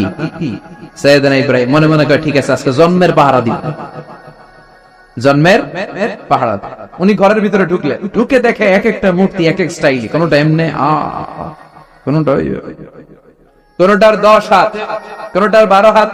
কেউ হা করে আছে, কেউ তলোয়ার ধরে, কেউ হাতির বেশে, কেউ নারীর বেশে, বিভিন্ন রঙের মূর্তি আছে না নাই? সাইয়েদনা ইব্রাহিম ঘুরে ঘুরে সবগুলার দিকে তাকায় আর দেখে সবগুলার সামনে হচ্ছে সন্দেশ, রসগোল্লা, চমচম, কালোজাম, দুধ মালাই, মালাই চপ আছে না নাই? সবগুলোর সামনে সন্দেশ, মিষ্টি, রসগোল্লা, রসমলাই, একটার পর একটা মিষ্টান্ন খাবার দেয়। ইব্রাহিম মনে করলেন ওরা মনে খাবে, একটু বাটিটা তুইলা ধরি, কইরা আছে ওটা মুখের সামনে নিয়ে কয় খা, কি কয়, আর মূর্তি করে আছে ফারাগাইলা আলিহাতিহিম, মূর্তিগুলোর কাছে গেলেন, সন্দেশ, রসগোল্লার বাটি তুলে ধরে বললেন খা। ফারাগাইলা আলিহাতিহিম ফাকালা আলা তাকুলুন, সন্দেশ আর রসগোল্লা উঠিয়ে বললেন খা, খাবি না? মালাকুম লা তামতিকুন, না খাইলে কেন খাবি না? কথা কইতে হইব, কথা বল, হয় খা না কথা বল। এখন মূর্তিগুলা খায়ও না, কথাও। আপনার ছেলে কান্না জোরে দিছে, আব্বু চকলেট খাবো, কি খাবো? চকলেট কিনে দিলেন, এখন চকলেট আর খায় না। জিজ্ঞেস করলেন কিরে বাপ, চকলেট খাস না কেন? কথাও কয়, খায়ও না, কথাও কয় না। এখন বাকি আছে কি? ফারাগ আলাইহিম দারবাল বিল ইয়ামিন, ডাইন হাতে মাই শুরু করলেন। এক একটা নবীর হাতে পর্যাপ্ত শক্তি দিয়েছিলেন কে? উনি বললেন খা, খায় না। কেন খাবি না? কথা কও, কথাও কয় না। ফারাগ আলাইহিম দারবাম বিল ইয়ামিন, খায়ও না, কথাও বলে না। এবার ডান হাতে থাপ্পড় মারা শুরু করলেন। এক এক থাপ্পড়ে এক একটার হাত ভেঙে যায়। মারতে মারতে সামনে দেখে একটা কুঠার, কি দেখে? এবার কুঠার নিয়ে কোবানো শুরু করলেন। জন্মের কুবাইতে কুবাইতে মূর্তিগুলো সব, এটার একটা উদ্দেশ্য ছিল, মূর্তিগুলো সব ভেঙে বড় সাইজের যে মূর্তিটা ওটার সামনে যায় মারতে রয়েছে, না এটারে মারুন, এটারে বাঁচারে। কুঠার নিয়ে বড় মূর্তিটার কাঁধের মধ্যে ঝুলায় রাখি। সুবহানাল্লাহ পড়বেন না? এক একটা নবীর আল্লাহ কি বুদ্ধি দিয়েছে। ফাজআলাহুম জুদাদান ইল্লা কাবীরান লাহুম, সবগুলো মূর্তিকে ভেঙে টুকরো টুকরো করে বড়টারে মারে নাই, বড়টার কাঁধের মধ্যে কুঠার ঝুলিয়ে রেখেছে। এবার বড় পূজা শেষে এলাকার লোকরা যখন এসে ঘরের ভিতরে দেখে সব মাইরা ভূত। সবাই বলে ইব্রাহিম আনতা ফাআলতা হাযা বিআলিহাতিনা ইয়া ইব্রাহিম, ও ইব্রাহিম এই ঘটনা ঘটছে কেমনে? করে সবগুলা মারামারি করছে। কি করছে? সবগুলা মারামারি করছে। মারামারি ঠেকাইতে যাইয়া বড়টাই কুঠার দিয়ে পিটাইছে, পিটাইয়া সবগুলারে শেষ করছে। ফাসআলহুম, ওই বড়টারে জিজ্ঞেস কর, যদি বড়টা কথা বলতে পারে। আমারে জিজ্ঞেস করে লাভ নাই, কুঠার তো আমার কাঁধে না। কুঠার কার কাঁধে? বড়টার কাঁধে। ওইটারে জিজ্ঞেস করে। কি বুদ্ধি, কি উপস্থিত বুদ্ধি, কি ইন্টারঅ্যাক্ট, কি হিকমা! আল্লাহু আকবার। সবাই বলে ইব্রাহিম এই কাজ তোরা করে না, ওরা নড়তে পারে না, চড়তে পারে না, ওরা কানে শুনে না, চোখে দেখে না, ওরা কিছু করতে পারে না। সাইয়েদ ইব্রাহিম বলে যেটা কিছুই করতে পারে না এইটারে খোদা বইলা ডাকস কে? কিছুই করতে পারে না, নিজেরা নিজেদেরকে বাঁচাতে পারে না, কিয়ামতের দিন তোদেরকে কেমনে এরা বাঁচাবে? আল্লাহু আকবার। কেমনে বাঁচাবে একটু ভাব। সবাই এবার রশি দিয়ে পেঁচিয়ে সাইয়েদনা ইব্রাহিম আলাইহিস সালামকে নমরুদের দরবারে নিয়ে যায়। নমরুদের সাথে কি কি কথোপকথন, কনভারসেশন, ডায়ালগ হয়েছে শুনবেন। নমরুদ বলে ইব্রাহিম ঘটনা কি? আমি ছাড়া এই বাবেল নগরীতে কোন রব আছে বলে তুমি শুনি নাই, তুমি আবার কোন রব পাইলা? তুমি আবার রব পেলে কোথায়? সাইয়েদনা ইব্রাহিম বলে রব্বি আল্লাযী ইউহয়ী ওয়া ইউমীত, আমার রব এমন রব যিনি জীবন দেয় মরণ দেয়। জীবন দেয় কে? মরণ দেয় কে? নমরুদ বলে তাই তোমার আল্লাহ জীবন দেয় মরণ দেয়? আনা উহয়ী ওয়া উমীত, আমিও তো জীবন দেই মরণ দেই। সাইয়েদনা ইব্রাহিম বলে তাই তুমিও জীবন দাও, তুমি মরণ দাও, তাহলে দেখাও তো, দেখাও তো কি করে জীবন দাও। নমরুদ জেলখানার দুজন ফাঁসির কয়েদিকে ধরে নিয়ে আসছে, ফাঁসির আসার ধরে এনে ধারালো একটা ছুরি দিয়ে দুইটা আসামিকে ধরে আনছে। আইনা প্রথম আসামিটার পেটের ভেতরে ধারালো ছুরি দিয়ে ধা করে পেটের ভেতরে ছুরি ঢুকায়, মুহূর্তের মধ্যে ফিনকি দিয়ে রক্ত বেরোতে শুরু করেছে। লোকটা জামিনে পড়ে ছটফট ছটফট করতে করতে করতে দুনিয়া থেকে শেষ। এরপর ছুরিটা পেট থেকে বের করে দ্বিতীয় আসামির পেটের মধ্যে ধা করে ঢুকায় দিতে যাবে। In the meantime stop, থেমে গেলেন, না তোরে মারবো না, ওইটারে মাইরা ওইটারে মৃত্যু দিলাম, তোরে আমি জীবন দিলাম, যা তোরে আমি, আর ওইটারে ইব্রাহিম দেখো, তুমি না বলেছো কেমন করে আমি জীবন দেই, কেমন করে আমি মরণ দেই? দুইটা আসামিকে ধরলাম, প্রথমটারে মরণ দিলাম, দ্বিতীয়টারে জীবন দিলাম, ঠিক কিনা? আসলেই তো প্রথমটারে কি দিছে, দ্বিতীয়টারে? সাইয়েদনা ইব্রাহিম বলে ফাইন্নাল্লাহা ইয়াতি বিশ-শামসি মিনাল মাশরিকি ফাআতি বিহা মিনাল মাগরিব ফাবুহিতাল্লাযী কাফার। আল্লাহু আকবার। সাইয়েদনা ইব্রাহিম বলে, নমরুদ বুঝলাম তুমি জীবন দাও, তুমি মরণ দাও, বুঝলাম সব ঠিক। জেনে রেখো আমার আল্লাহ প্রতিদিন সকালবেলায় পূর্ব দিক থেকে সূর্য ওঠায়। পূর্ব দিক থেকে প্রতিদিন সকালে সূর্য ওঠায় কে? সাইয়েদনা ইব্রাহিম বললেন, আমার রব এমন রব প্রতিদিন সকাল বেলায় পূর্ব দিক থেকে সূর্যটা ওঠায়। তুমি যদি আল্লাহর মতো শক্তিশালী হও, তুমি সকালবেলা পূর্ব দিক থেকে সূর্য না উঠিয়ে কালকে থেকে পশ্চিম দিক থেকে সূর্য উঠাও। ফাবুহিতাল্লাযী কাফার। এবার ধরা গেছে, এবার লা যাওয়া নিশ্চুপ। এবার তো নমরুদ ধরা খাইছে। এবার নমরুদের মেজাজ নরম না গরম? কারণ তর্কে হেরে গেছে, মেজাজ আছে না নাই? নমরুদ বলে, ইব্রাহিম রে রশি দিয়ে বাঁধো, আগুনে ফেলো। বিশাল আগুনের কুণ্ডলী করে সাইয়েদনা ইব্রাহিমকে আগুনের কুণ্ডলীর মধ্যে ফেলা হলো। হাতে পায়ে বড় বড় মোটা মোটা রশি দিয়ে বাঁধা সাইয়েদনা ইব্রাহিমকে আগুনের কুণ্ডলীর মধ্যে ফেলায়। সাইয়েদনা জিবরাইল বলে, ও সাইয়েদনা ইব্রাহিম, আপনি বলেন আমার পাকার আঘাতে আগুনগুলো এক পাশ থেকে আরেক পাশে, এক দেশ থেকে আরেক দেশে উড়িয়ে নেই, বিশাল আগুনের কুণ্ডলীকে এক ঝাপটা মেরে থামিয়ে দেই। সাইয়েদনা ইব্রাহিম বলে, কোনো দরকার নাই, কারণ আগুনের মালিক আমার সাথে আছে। I don't need your help, আমার কোনো সাহায্যের দরকার নাই, কারণ আগুনের যে রব সে আল্লাহ সবকিছু দেখে কি দেখে না। বিশাল বড় মোটা মোটা রশি দিয়ে সাইয়েদনা ইব্রাহিমের হাত আর পা বেঁধে আগুনের মধ্যে ফেলে দেয়া হলো। মুহূর্তের মধ্যে আগুনগুলো দাউ দাউ করে জ্বলতে শুরু করলো। হাতের রশিগুলো, পায়ের রশিগুলো মুহূর্তের মধ্যে জ্বালিয়ে দেয়, লাকড়ি জ্বালিয়ে দেয়, কিন্তু সাইয়েদনা ইব্রাহিমের একটা পশমও জ্বালায় না। আজও যদি তোমাদের মাঝে কেউ ইব্রাহিমের মতো ঈমান আনিতে পারো, অগ্নিকেও পুষ্প বলে পরিণত করিতে পারো, ঠিক কিনা? মুসার মতো ঈমান হলে রাস্তা হবে সাগর জলে, ইউসুফের মতো ঈমান হলে একে একে দরজা খুলে। নবী ইব্রাহিমের মতন ঈমান যদি আজ থাকে বিদ্যমান, অগ্নিকুণ্ডে দেখতে পাবে খুবসুরত এক ফুলবাগান। সুবহানাল্লাহ পড়েন। আল্লাহ বলেন, কুল্লা ইয়া নারু কুনি বারদান ওয়া সালামান আলা ইব্রাহিম। আল্লাহ বললেন, আগুন, দুনিয়ার শুরু থেকে তোকে একটা ধর্ম আমি দিয়েছি, যা পাবি জ্বালিয়ে ছারখার করে দিবি, কিন্তু আজকে কয়েকদিনের জন্য তোর জ্বালানোর ক্ষমতা আমি আল্লাহ কেড়ে নিলাম। তে আমার ইব্রাহিমের জন্য ঠান্ডা হয়ে যা। কি হয়ে যা? তবে আগুন খবরদার এত বেশি ঠান্ডা হবি না যাতে ইব্রাহিমের সর্দি না লেগে যায়। সুবহানাল্লাহ পড়ে। আগুন বলে, আল্লাহ বললা ঠান্ডা হ, আবার বললেন বেশি ঠান্ডা হবি না যাতে সর্দি না লেগে যায়। আমি কি করুম? আল্লাহ কয়, বারদাও ওয়া সালামান আলা ইব্রাহিম, আমার ইব্রাহিমের জন্য এয়ার কন্ডিশন, নাতিশীতোষ্ণ, গরম নয় ঠান্ডা নয়, এরকম জান্নাতের গুলবাগিচা হয়ে যান। আল্লাহু আকবার। সাইয়েদনা ইব্রাহিম আগুনের ভিতরে 40 দিন ছিলেন। চিল্লায় কোন কয়দিন? একটা পশমও পুড়ে নাই। আগুন থেকে বেরিয়ে উনি অনেকদিন বেঁচে ছিলেন। শেষকালে নাতি পুতিদের সাথে যখন গল্প করতেন তখন বলতেন, নাতিরা, আমার জীবনের সবচেয়ে আরামদায়ক সময় কেটেছে নমরুদের আগুনের ভেতরে ওই 40 দিন। ওই 40 দিন যে সুখ, আমোদ, ফুর্তি, আনন্দে আমি ছিলাম, আমার জীবনে কোনো সময়, কোনো মুহূর্তে এত সুখ, এত আনন্দ, এত চমৎকার সময় আমি কাটাই নাই। চিল্লায় কোন সুবহানাল্লাহ। এবার আল্লাহ ডেকে বলে, নমরুদ, টাইম ইজ আপ, তোর সময় শেষ, অনেক বেড়েছিস, অনেক সুযোগ দিয়েছি, আর না। আমি আল্লাহ সব সময় ধরি না, ধরলে ধরে না, ধরলে আল্লাহ ছাড় দেয় কিন্তু ছেড়ে দেয় না। সুবহানাল্লাহ পড়েন। আল্লাহ কি দেয়? ছেড়ে দেয় না।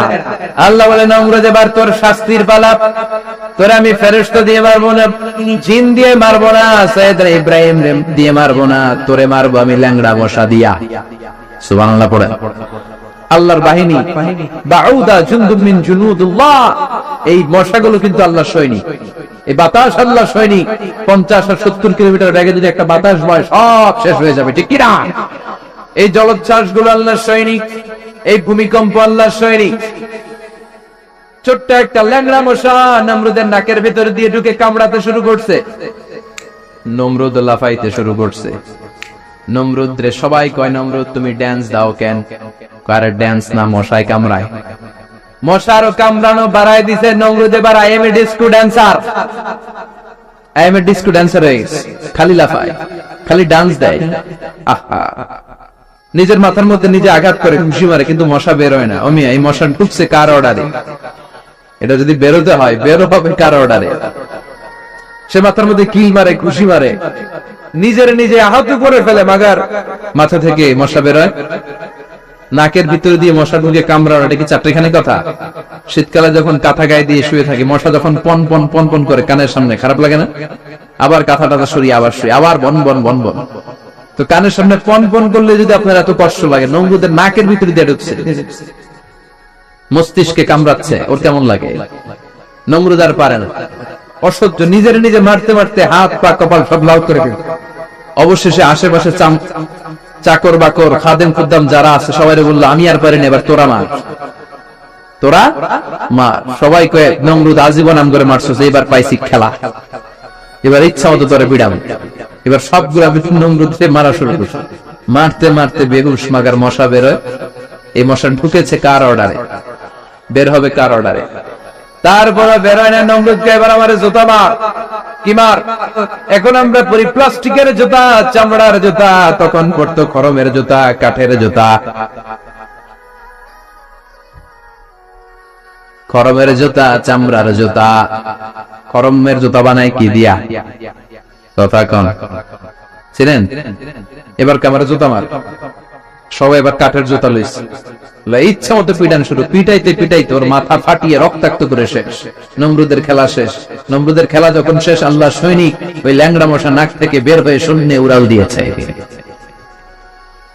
চিল্লায় পড়েন আল্লাহু আকবার। পৃথিবীতে কেউ তো স্থায়ী হয় না, ওক না সে ফেরাউন কিবা নমরুদ। কেউ ভাবে চিরদিন রয় না, কেউ ভাবে চিরকাল রয় না। পৃথিবীতে কেউ তো স্থায়ী হয় না, ওক না সে ফেরাউন কিবা নমরুদ। কেউ ভাবে চিরদিন রয় না। চিল্লায় বলেন ঠিক কিনা? নমরুদ আজীবন থাকতে পারছে? ওর ক্ষমতা, ওর দাপট, ওর জুলুম, ওর অত্যাচার, ওর শেষ রক্ষা করতে পেরেছে? কথা কন। ফেরাউন রে ফেরাউনের দাপট আর ক্ষমতা বাঁচাতে পেরেছে? এখনো যারা দাপট দেখায়, জুলুমবাজ, এদের ক্ষমতা দাপট এদেরকে বাঁচাতে পারবে না। বাঁচানোর মালিক একজন। চিল্লায় বলো, তিনি কে? ইলাসানা নাই। আমি কোরআন হাদিস ঘেটে 60টা মিল পেয়েছি। কয়টা?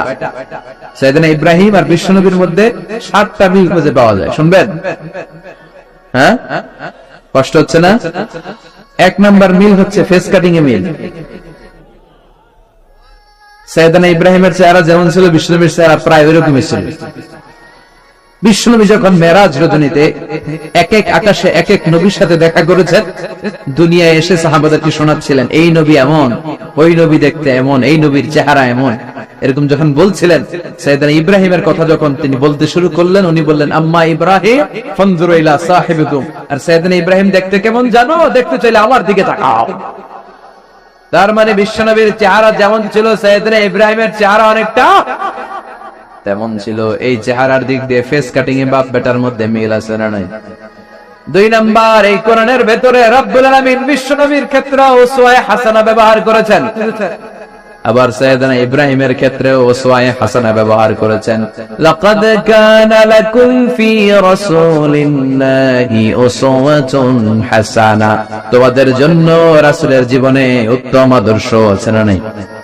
আল্লাহ রাসূলের ক্ষেত্রে আল্লাহ বললেন উসওয়ায়ে হাসানা। আবার সাইয়েদনা ইব্রাহিমের ক্ষেত্রেও বললেন উসওয়াতুন হাসানা ফি ইব্রাহিম। ইব্রাহিমের জীবনেও উসওয়ায়ে হাসানা আছে। উসওয়ায়ে হাসানা মানে নিদর্শন বা মডেল, আমাদের অনুকরণীয় ব্যক্তিত্ব। আমাদের অনুকরণীয় ব্যক্তিত্ব হচ্ছে নবীরা, কবিরা না। কথা কন, কবিরা আমাদের মডেল না নবীরা? নায়করা আমাদের মডেল না নবীরা? সালমান খান আমাদের মডেল নয়, শাহরুখ খান মডেল নয়, ঋত্বিক রোশন আমাদের মডেল নয়, কোন নায়ক নায়িকা গায়ক গায়িকা ডান্সার সেলিব্রিটি আমাদের মডেল নয়। আমাদের মডেল হচ্ছে বিশ্বনবী, আমাদের মডেল হচ্ছে সাইয়েদনা ইব্রাহিম। চিল্লায় বলেন ঠিক কি না? এজন্য আল্লাহ কোরআনের মধ্যে দুজনের ক্ষেত্রেই বললেন উসওয়ায়ে হাসানা, দুইজনই উত্তম আদর্শ। কয়টা মিল পাইলেন? মনোযোগ নাই, মনোযোগ আছে না গেছে? 3 নাম্বার মিল, এই দুইজন নবী ছিলেন উলুল আজমি মিনার রাসূল। এই দুনিয়ায় যতগুলো নবী এসেছে তার মধ্যে 5 জন নবী ছিল শ্রেষ্ঠ। এই 5 জনের মধ্যে বাপ বেটা আছে না নাই? খেয়াল রাখবেন, উলুল আজমি মিনার রাসূল দৃঢ় প্রত্যয়ী নবী 5 জন। কারা? সাইয়েদনা নূহ, সাইয়েদনা ইব্রাহিম, সাইয়েদনা মূসা, সাইয়েদনা ঈসা, বিশ্বনবী মুহাম্মদ রাসূলুল্লাহ। এই 5 জন হচ্ছে উলুল আজমি মিনার রাসূল। এই 5 জনের মধ্যে বাপ বেটা 2 জন আছে না নাই? এরপরে বাপ বেটার মধ্যে আরেক মিল হচ্ছে বিনাউল কাবা। বাপ বেটা 2 জনই কাবা বানিয়েছে। বিশ্বনবী বানিয়েছে ছোট্টবেলায়, সাইয়েদনা ইব্রাহিম বানিয়েছে বৃদ্ধ বয়সে। ঠিক কিনা? বানাইছে না? বিশ্বনবী বানাইছে যখন বয়স একেবারে কম, কোন বর্ণনায় 8, কোন বর্ণনায় 10 বছরের বাচ্চা, বড় না ছোট? কথা কম। এই ছোট্ট মুহাম্মদ সাল্লাল্লাহু আলাইহি ওয়াসাল্লাম তিনি পাথর কেটে কেটে, পাথর কাঁধে নিয়ে বহন করে করে কাবা ঘর নির্মাণ করেছে। ওনার সমবয়স্ক বন্ধুরা তারাও বিশ্বনবীর সাথে পাথর টেনেছে, কিন্তু সবগুলা টানছে লুঙ্গি খুললা। কেমনে? কথা কন। ছোট বাচ্চারা লুঙ্গি খুলে ফেলে না? সবাই লুঙ্গি খুলে লুঙ্গি ভাঁজ করে কাঁধের মধ্যে রেখেছে। এরপরে কাঁধের উপর পাথর নিয়ে পাথর টেনেছে যাতে কাঁধে ব্যথা না পায়। কিন্তু বিশ্বনবী তো লুঙ্গি খোলেন। সুবহানাল্লাহ পড়ে। বিশ্বনবীর লজ্জাস্থান কেউ দেখে নাই। হালিমাতুস সাদিয়া বিশ্বনবীর দুধমা, উনি বলেন এই কুরাইশি মুহাম্মদকে আমি 5 বছর ঘরে রাখলাম, পাললাম। এই 5 বছরের জন্য ছোট্ট মুহাম্মদ একবারও কাঁদে নাই, ক্ষুধা লাগলেও কাঁদে না, ব্যথা পেলেও কাঁদে না। শুধু লজ্জাস্থানের জায়গা থেকে কাপড়টা একটু সরে গেলে চিৎকার দিয়ে ওঠে। কি নবী ছিলেন, কি লাজুক ছিলেন। আল হায়াউ শু'বাতুম মিনাল ঈমান, এই লজ্জা ঈমানের অঙ্গ। এখন আমাদের মধ্যে লজ্জা শরম নাই।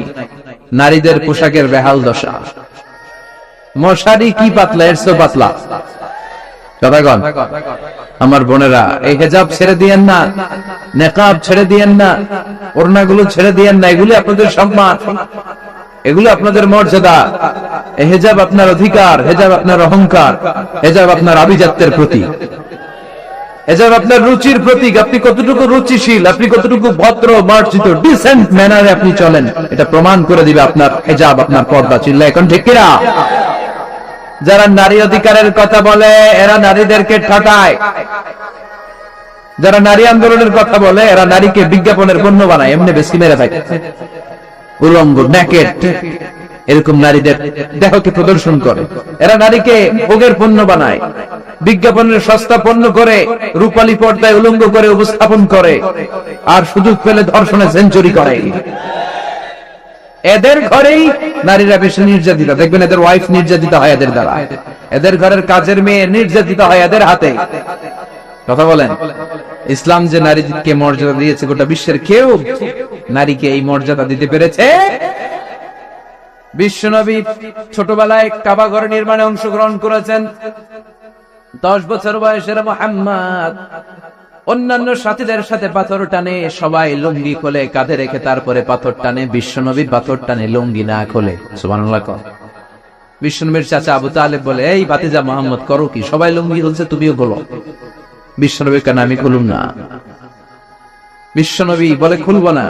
আবু তালেব বিশ্বনবীর লুঙ্গির গোছা ধরে টান মারছে খোলার জন্য। টান মারার আগে বিশ্বনবী বেহুশ হয়ে জমিনে পড়ে যান। ওনার সিক্রেট অর্গান, লজ্জাস্থান কেউ দেখে নাই। সুবহানাল্লাহ পড়বেন না? তার মানে উনি কাবা ঘর নির্মাণের কাজ করেছেন ছোটবেলায়, আর সাইয়েদনা ইব্রাহিম করেছেন বয়স্ক হয়ে। সুবহানাল্লাহ পড়বেন না? এরপরে আরেকটা মিল হলো, বাপ বেটা দুজনে হিজরত করেছেন। বিশ্বনবীও হিজরত করেছেন, সাইয়েদনা ইব্রাহিমও। বিশ্বনবী হিজরত করেছেন মক্কা থেকে মদিনায়। সাইয়েদনা ইব্রাহিমের জন্ম হয়েছে ইরাকের বাবেল নগরীতে। তিনি বাবেল থেকে হিজরত করে ফিলিস্তিন, ফিলিস্তিন থেকে মিশর, মিশর থেকে সৌদি আরব, ওখান থেকে মক্কা থেকে আবার মিশর, আবার বাবেল। সুবহানাল্লাহ। গোটা বিশ্বের সব আল্লাহওয়ালাদের, ইসলাম প্রিয়দের, ইসলামের পক্ষে শক্তি যারা, তাদের একই নমুনা। নিজ ঘরে পরবাসী, নিজ এলাকায় পরবাসী। হকের কথা বলার কারণে নিজ এলাকায় তারা থাকতে পারে না, নিজ ঘরে ঘুমাতে পারে না, বাধ্য হয়ে অন্য জায়গায় গা ঢাকা দিয়ে চলতে হয়। চিল্লায় এখন ঠিক কিনা? বিশ্বনবীর জীবনে যে ঘটনা, সাইয়েদনা ইব্রাহিমের জীবনে একই ঘটনা। হিজরত করেছে, আল্লাহ বলে ওয়ালা তাহিনু ওয়ালা তাহজানু, ভয় নাই, চিন্তা নাই, আনতুমুল আ'লাউনা ইন কুনতুম মুমিনিন, বিজয় তোমাদের হবেই যদি তোমরা মুমিন হও। যদি তোমরা, তবে ঈমানটা হতে হবে পাক্কা ঈমান। ঈমান ঈমানে পার্থক্য আছে না নাই? কথা কন। যে ঈমানে প্রয়োজনে জ্বলে ওঠে না, যে ঈমান সত্য ন্যায়ের কথা বলে না, এরকম ঈমান আছে না নাই? পাপ দেখবে, অন্যায় দেখবে, কোনো কথা কয় না। নিজের মেয়ের বয়সী একটা মেয়েকে কিছু বখাটে ছেলেরা টিস করে, কিচ্ছু কয় না, পাশ দিয়ে হেঁটে চলে যায়, এরকম ডাকাত আছে না নাই? যে ঈমানে প্রয়োজনে জ্বলে ওঠে না, যে ঈমান সত্য ন্যায়ের কথা বলে না, যে ঈমান বাস্তবে নাই, যে ঈমান অন্তরে নাই, মুখে শুধু ফাঁকা বলি, কি করে তারে বলো ঈমান বলি, কি করে তারে বলো ঈমান বলি, কি করে তারে বলো ঈমান বলি। আছে না নাই? যে ঈমান দিন কায়েমের আন্দোলনের ধার ধারে না, যে ঈমান লেবাসধারী কোরআন হাদিস তাও পড়ে না, যে ঈমান খাজার নামে মাজার গড়ে ফুলুস কামায়। এলাকা তো নাই না? হ্যাঁ, ইয়াতের আমল করে ভীত না হয়, যে ঈমান ঈমানে ভুলে নাস্তিকতার মঞ্চে ওঠে, যে ঈমান বাতিল মতের দোসরে হয়ে ফায়দা লুটে, যে ঈমান শুধুই কেবল খায় দায় আনন্দ করে, যে ঈমান দেখে না যে ফিলিস্তিনে ভাইরা মরে, যে ঈমান ময়দানে নাই, যে ঈমান বাস্তবে নাই, মুখে ফুটায় ফাঁকা বলি, কি করে তারে বলো ঈমান বলি, কি করে তারে বলো ঈমান বলি, কি করে তারে বলো ঈমান বলি। ঠিক কিনা? ঈমান ঈমানে পার্থক্য আছে। আপনারও ঈমান, আর যারা এই ঈমান রক্ষার জন্য জানবাজি রেখে ইসলামের কথা বলে, তার ঈমান ও ঈমান পার্থক্য আছে না? সাইয়েদনা ইব্রাহিম হিজরত করেছেন, বিশ্বনবীও হিজরত করতে বাধ্য হয়েছেন, কারণ হিজরতের দিক থেকে মিল আছে না নাই? এরপরে বিশ্বনবী মুসলিমের বর্ণনায় বলেন, ইন্নী হারামতুল মদিনা কামা হারামা ইব্রাহিম মক্কা, আমি হারাম করছি মদিনা, সাইয়েদনা ইব্রাহিম হারাম করছেন মক্কা। মক্কা মদিনা দুইটাই কিন্তু হারাম, জানেন? মক্কা মদিনার চারদিকে হুদুদুল হারাম আছে, হারামের বাউন্ডারি। এই জায়গায় মারামারি করা যায় না, কিলাগিলি ঘুষাঘুষি কিছু করা যাবে? হত্যাকারীও যদি এই হুদুদুল হারামের ভিতরে ঢুকে, সৌদি পুলিশ ওখানে ওরা অ্যাটাক করতে পারবে না। ওরা ছলে বলে কৌশলে হুদুদুল হারামের বাউন্ডারির বাইরে আনবে, এরপরে মারিস। কথা বুঝা নাই? এটার ভিতরে মারামারি নাই। তো এই হুদুদুল হারামের বাউন্ডারি বেঁধে দিয়েছেন মক্কায় সাইয়েদনা ইব্রাহিম, আর মদিনায় বেঁধেছেন বিশ্বনবী। বাপ্পাটা মিল আছে না নাই? এরপরে আমরা প্রত্যেক নামাজের শেষ বৈঠকে এমন একটা দুরুদ পড়ি, ওই দুরুদের মধ্যে বাপ্পাটা দুইজনের দোয়া আছে না নাই? এই দুরুদটারে সাইয়েদনা ইব্রাহিমের নামে ডেডিকেট করেছে কে? দুরুদটার নাম দুরুদে আমরা সবাই পড়ি, আল্লাহুম্মা সাল্লি আলা মুহাম্মাদ ওয়া আলা আলি মুহাম্মাদ কামা সাল্লাইতা আলা ইব্রাহিম ওয়া আলা আলি ইব্রাহিম ইন্নাকা হামিদুম মাজিদ। আমরা বলি, আল্লাহ সাইয়েদনা ইব্রাহিম আলাইহিস সালামের উপর, তার পরিবারের উপর যেমনি রহমত করেছেন, বিশ্ব নবীও তার পরিবারের উপর আপনি রহমত নাযিল করেন। এরপর পড়ি, আল্লাহুম্মা বারিক আলা মুহাম্মাদ ওয়া আলা আলি মুহাম্মাদ কামা বারাকতা আলা ওয়া আলা আলি ইব্রাহিম ইন্নাকা হামিদুম মাজিদ। সাইয়েদনা ইব্রাহিম তার পরিবারের উপর যেমন বরকত আপনি নাযিল করেছেন, বিশ্ব নবীও তার পরিবারের উপর এরকম বরকত নাযিল করে দেয়। কয়টা মিল পাইছেন বাপকাটার মধ্যে? কথা কও, মিল আছে না নাই? একজন খালিল আর একজন সুবহানাল্লাহ পড়েন আওয়াজ করে। এই সাইয়েদনা ইব্রাহিমকে আল্লাহ এত ভালোবেসেছেন, উনি ওনার জীবনে যত কথা কইছে আল্লাহ সব কোরআনে তুলে ধরছে। সুবহানাল্লাহ নাই? যত কথা বলছে বিষয়টা অনেক ইন্টারেস্টিং না? উনি ওনার নিজের সাথে যত কথা বলছে এই কথা কোরআনে আছে না নেই? সাইয়েদনা ইব্রাহিম আল্লাহর সাথে যা যা কইছে কোরআনে আছে না নেই? ওনার বাপের সাথে যা কইছে, ওনার এলাকার লোকদের সাথে যা বলছে, ওনার ছেলে ইসমাইলের সাথে যা বলছে, নমরুদ কুখ্যাত সন্ত্রাসী, ইন্টারন্যাশনাল সন্ত্রাস, নমরুদের সাথে যে কথাবার্তা হয়েছে এগুলো কোরআনে আছে না নাই? তাহলে কি নবী? এটা কি নবী রে ভাই? জীবনে যার সাথে যা কথা কইছে সব কোরআনের ভিতরে তুলে ধরেছে কে? আল্লাহ বলে এই নবী আমার এমন প্রিয় নবী, এই নবী জীবনে যা বলেছে সব আমি কোরআনে তুলে ধরলাম। আল্লাহু আকবার। উনি কার সাথে কি কথা বলেছে শুনবেন? শুনতে মনে চায় নাকি কষ্ট হচ্ছে? দোয়া করে শেষ করে দেই। আগ্রহ আছে এখনো? আচ্ছা, উনি ওনার নিজের সাথে কি কি কথোপকথন করেছেন দেখেন। উনি যেই সমাজে এসেছেন ওই সমাজটা ছিল শিরকের সমাজ, খালি মূর্তির পূজা। উনি তাকিয়ে দেখে কেউ করে মূর্তির পূজা, কেউ করে মাছের পূজা, কেউ করে গাছের পূজা, কেউ করে আগুনের পূজা, আবার কেউ করে গরুর পূজা। কথা গো। কিন্তু এগুলো দেখে উনি মিলাতে পারেন। উনি ভাবে মানুষ মূর্তির পূজা করে কেন? কেন মূর্তির পূজা করে? প্রিয় ভাইরা, কানগুলো একটু খাড়া করে শুনেন আর মনোযোগী হন আর বোঝার চেষ্টা করেন। এই যা মূর্তির যারা পূজা করে, কেন পূজা করে? নিজেই মূর্তিটারে বানায়, নিজেই ডিজাইন করে, রং করে, এরপর মূর্তির সামনে দাঁড়ায় নমো নমো আছে না নাই? ওম নমো ভগবতী বাসুদেবায় আছে না নাই? जो तो मिटाना चाहे जीवन का तृष्णा, सुबह शाम बोल बंदे कृष्ण कृष्ण कृष्ण। कृष्ण कृष्ण करे ना, बंदे मातरम, जय जय राम सीताराम जय जय, हरे कृष्ण हरे राम। আমার হিন্দু ভাইরা বলে না, এরাও আমাদের মাহফিলে আসে। এই যে আপনারা বলেন, একটু ভেবে দেখেন, উনি বানাইলো এই মূর্তিটারে, উনি বানালো, বানাই এবার উনি আবার ডাকে খোদা খোদা, আছে না নাই? তো ওইটা কেমনে আমনের খোদা? আমনে না ওইটার খোদা? যে যেটারে বানাইলো সেটার খোদা না? বুঝে শুনে উত্তর দিন। আমি কাদা মাটি দিয়ে একটা মূর্তি বানাইলাম, তো এই মূর্তির স্রষ্টা আমি না আমার স্রষ্টা এটা? এটার বানাইছে কে? আমি বানাইছি, তাহলে আমি এটার খোদা না? একটু আকল খাটালেই বোঝা যায়। সাইয়েদনা ইব্রাহিমের মাথায় ধরে না। ঘটনা কি? এরাই বানায় আবার এরাই কয় খোদা খোদা, ওনার মাথায় ধরে না। দেখেন, আপনার চিন্তা, আপনার অনুসন্ধান, আপনার রিসার্চ, আপনার ক্যালিবার, আপনার ইন্টেলেক্ট, আপনার সৃজনশীলতা, আপনার common sense. Common sense is very uncommon thing. Allah এটা সবাই দিয়েছে, এটা খাটাইলেই আপনি স্রষ্টারে চিনতে পারবেন। স্রষ্টারে পাওয়ার জন্য ডক্টরের ডিগ্রি লাগে না। আপনি সাগরের দিকে তাকান, ঝর্ণার দিকে তাকান, পাহাড়ের দিকে তাকান, পাখির দিকে তাকান, ওই পাখির মধ্যে আল্লাহর নিদর্শন আছে না নাই? ঝর্ণা ঝর্ণা ঝর্ণা রে, বলনা বলনা বলনা রে, কার বিরহে পাগল পাড়া তুই, কার মিলনে ফুল ফসলে ভরার তোর দুকুল বই, কার মিলনে ফুল ফসলে ভরার তোর দুকুল বই। ঝর্ণা ঝর্ণা ঝর্ণা রে, বলনা বলনা বলনা রে, কার বিরহে পাগল পাড়া তুই। সুবহানাল্লাহ পড়েন। ঝর্ণার দিকে তাকান, সাগরের দিকে তাকান, পাহাড়ের দিকে তাকান, তাকালেই বুঝবেন someone is controlling everything।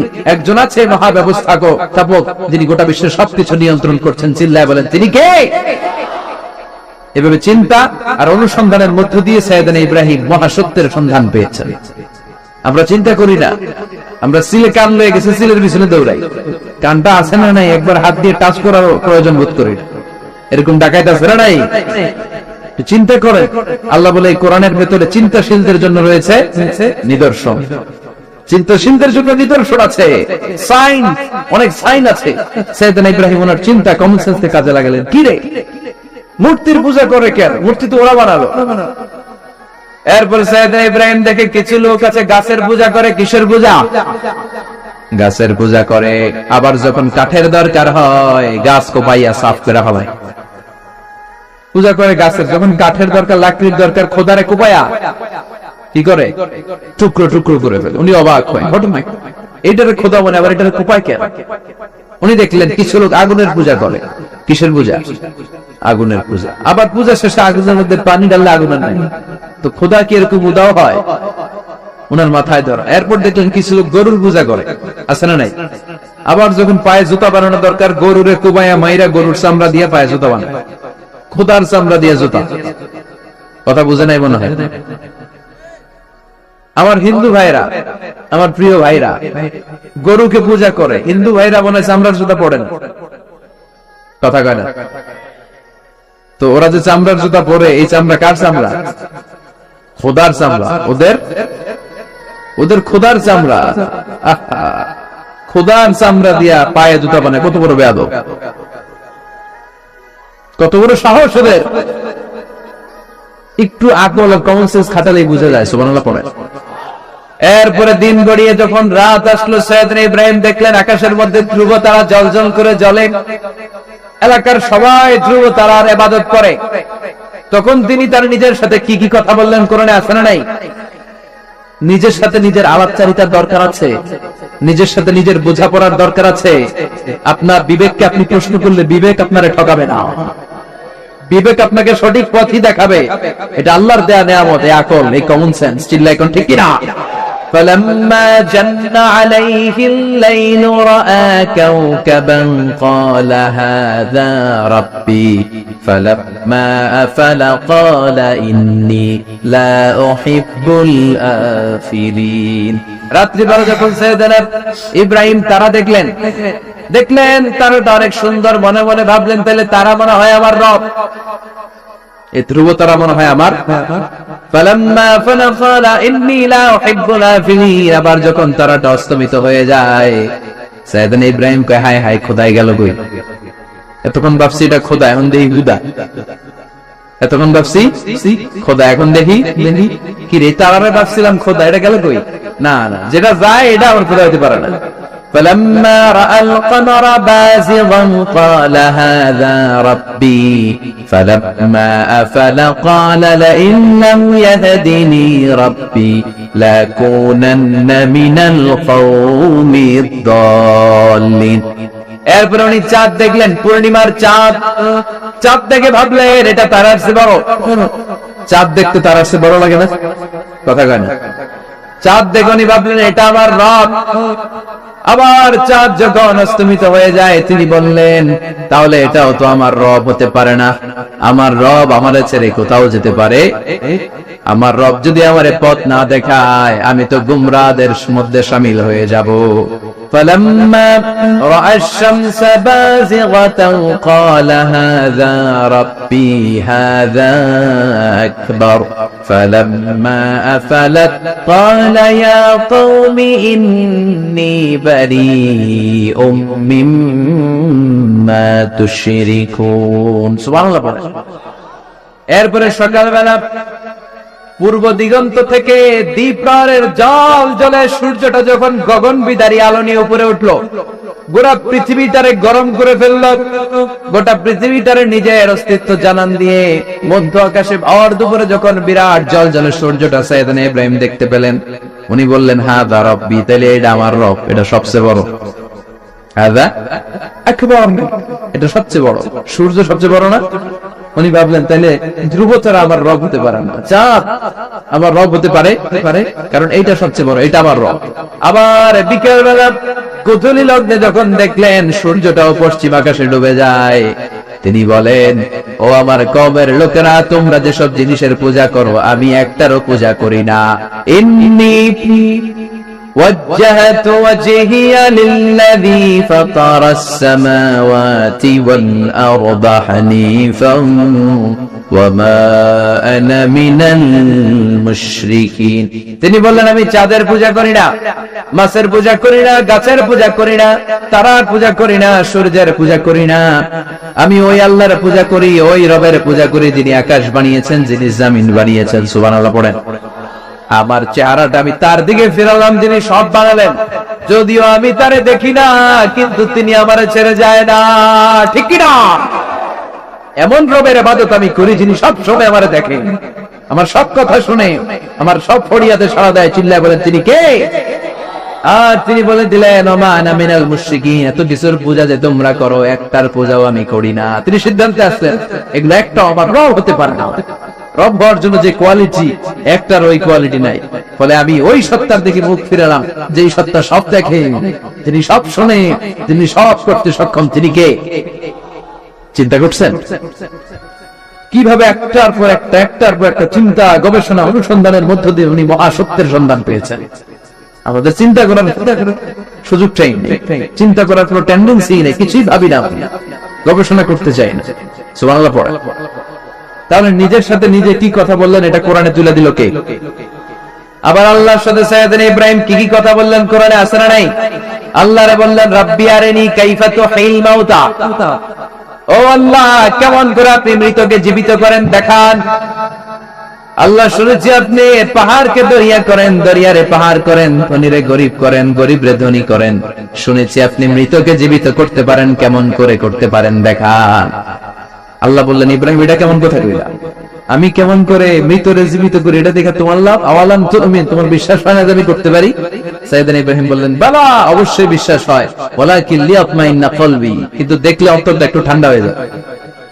দেখলে ভালো লাগে, দেখলে কথা কর। একজনের সাথে ফোনে আজীবন কথা, মনে যায় না একটু দেখি ওনারে? কথা কয় না। সাইয়েদনা মুসা আলাইহিস সালাম আল্লাহর সাথে ডাইরেক্টলি কথা বলতেন, without any via and media, কোন মধ্যস্থতা ছাড়া। ইয়ারা বলে ডাকলেই আল্লাহর সাথে কথা। তার মানে আল্লাহর কথাটা যে কত সুন্দর এটা জানতো কে?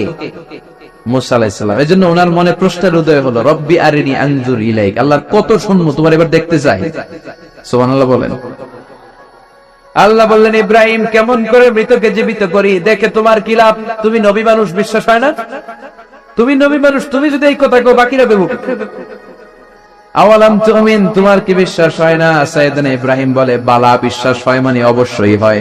ওয়ালাকিন লিয়াতমাইন্না কলবি, শুধু অন্তরের প্রশান্তির জন্য দেখতে চাই, জানতে চাই। তার মানে এখান থেকে শিক্ষা হলো সবকিছু আপনি ক্লিয়ার হতে চাও, এটা ভালো কথা বলেন। নিজের অবস্থানকে ক্লিয়ার রাখা। আমাদের মধ্যে এমন হয় 10,000 টাকা একজন ঋণ নিয়েছে, সে যখন ফেরত দেয়, বন্ধু মানুষ 10,000 টাকা নিছে, ফেরত যখন দিছে ও আস্তে করে পকেটে ভরে ফেলে। কিন্তু সুন্নাহ হচ্ছে আপনি গুনে নিবেন, ওয়ালাকিন লিয়াতমাইন্না কলবি, তাহলে এখানে কোনো ভেজাল নাই। অনেকে করে যে আরে 10,000 ঠিকই আছে, দেন মিয়া, পকেটে নিয়ে আসছে, বাড়িতে এসে দেখে 9,500 টাকা, একটা 500 টাকার নোট কম আসছে। হইতে পারে না আপনার বন্ধু ভুল করে দিয়েছিল, হতে পারে কি পারে না। জন্য সুন্নাহ হচ্ছে নিজের অবস্থানকে ক্লিয়ার রাখা, ট্রান্সপারেন্ট রাখা। অনেকেই দেশের বাইরে যায়, তখন অন্যান্যরা অনেক জিনিস তাদের ব্যাগে দিয়ে দেয় যে ভাই একটু নিয়ে যান আমার পক্ষ থেকে, দেখে নিবে, দেখে নেওয়া সুন্নাহ। এক লোকের সাথে আমার গল্প হয়েছে, তার ভাই থাকে দুবাই, সে দুবাই যাবে, তার এক বন্ধু বলছে যে ভাই আমার ভাইয়ের জন্য ডায়াবেটিক্স এর কিছু ওষুধ আমি প্যাকেট করে দিব, আপনি নিয়ে যাবেন।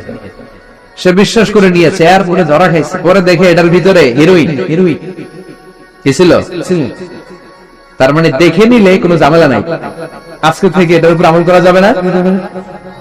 আপনি ক্লারিফাই করবেন, নিশ্চিত হবেন, কনফার্ম হবেন, নিজের অবস্থানকে স্বচ্ছ রাখবেন। বিশ্বনবী বুখারীর বর্ণনা, আম্মা জান সাফিয়া বিনতে হুয়াই ইবনে আখতাব, ওনাকে নিয়ে মসজিদে নববীতে রমাদানের ইতিকাফের সময় বসে, মসজিদের বারান্দায় আসলেন, একটু আলো, একটু আধার, অন্ধকার, আবছা অন্ধকার। আম্মাজানকে নিয়ে বসে আছেন, নাম সাফিয়া।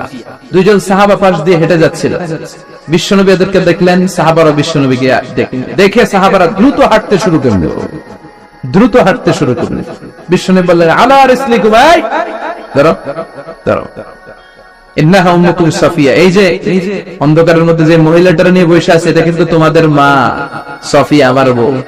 সাহাবারা বলে সুবহানাল্লাহ ইয়া রাসূলুল্লাহ, এটা কেমন কথা? আপনি যে মহিলার সাথে বসে এটা তো আপনার বিবি হবে, বিবি ছাড়া অন্য মহিলার সাথে বসবেন নাকি? এটা কেন আবার আমাদেরকে বুঝাতে গেলেন?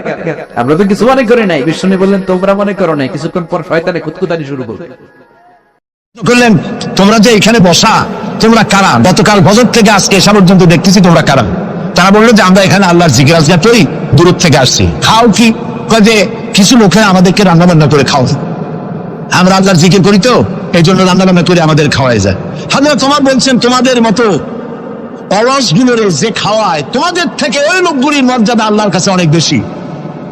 তবে মনে রাখো, আগামীকাল ফজরের পরে যদি এই জায়গায় তোমাদেরকে বসে থাকতে দেখি, ব্যাট মেরে মসজিদের অভাব থেকে বের করুন, কাজ করো।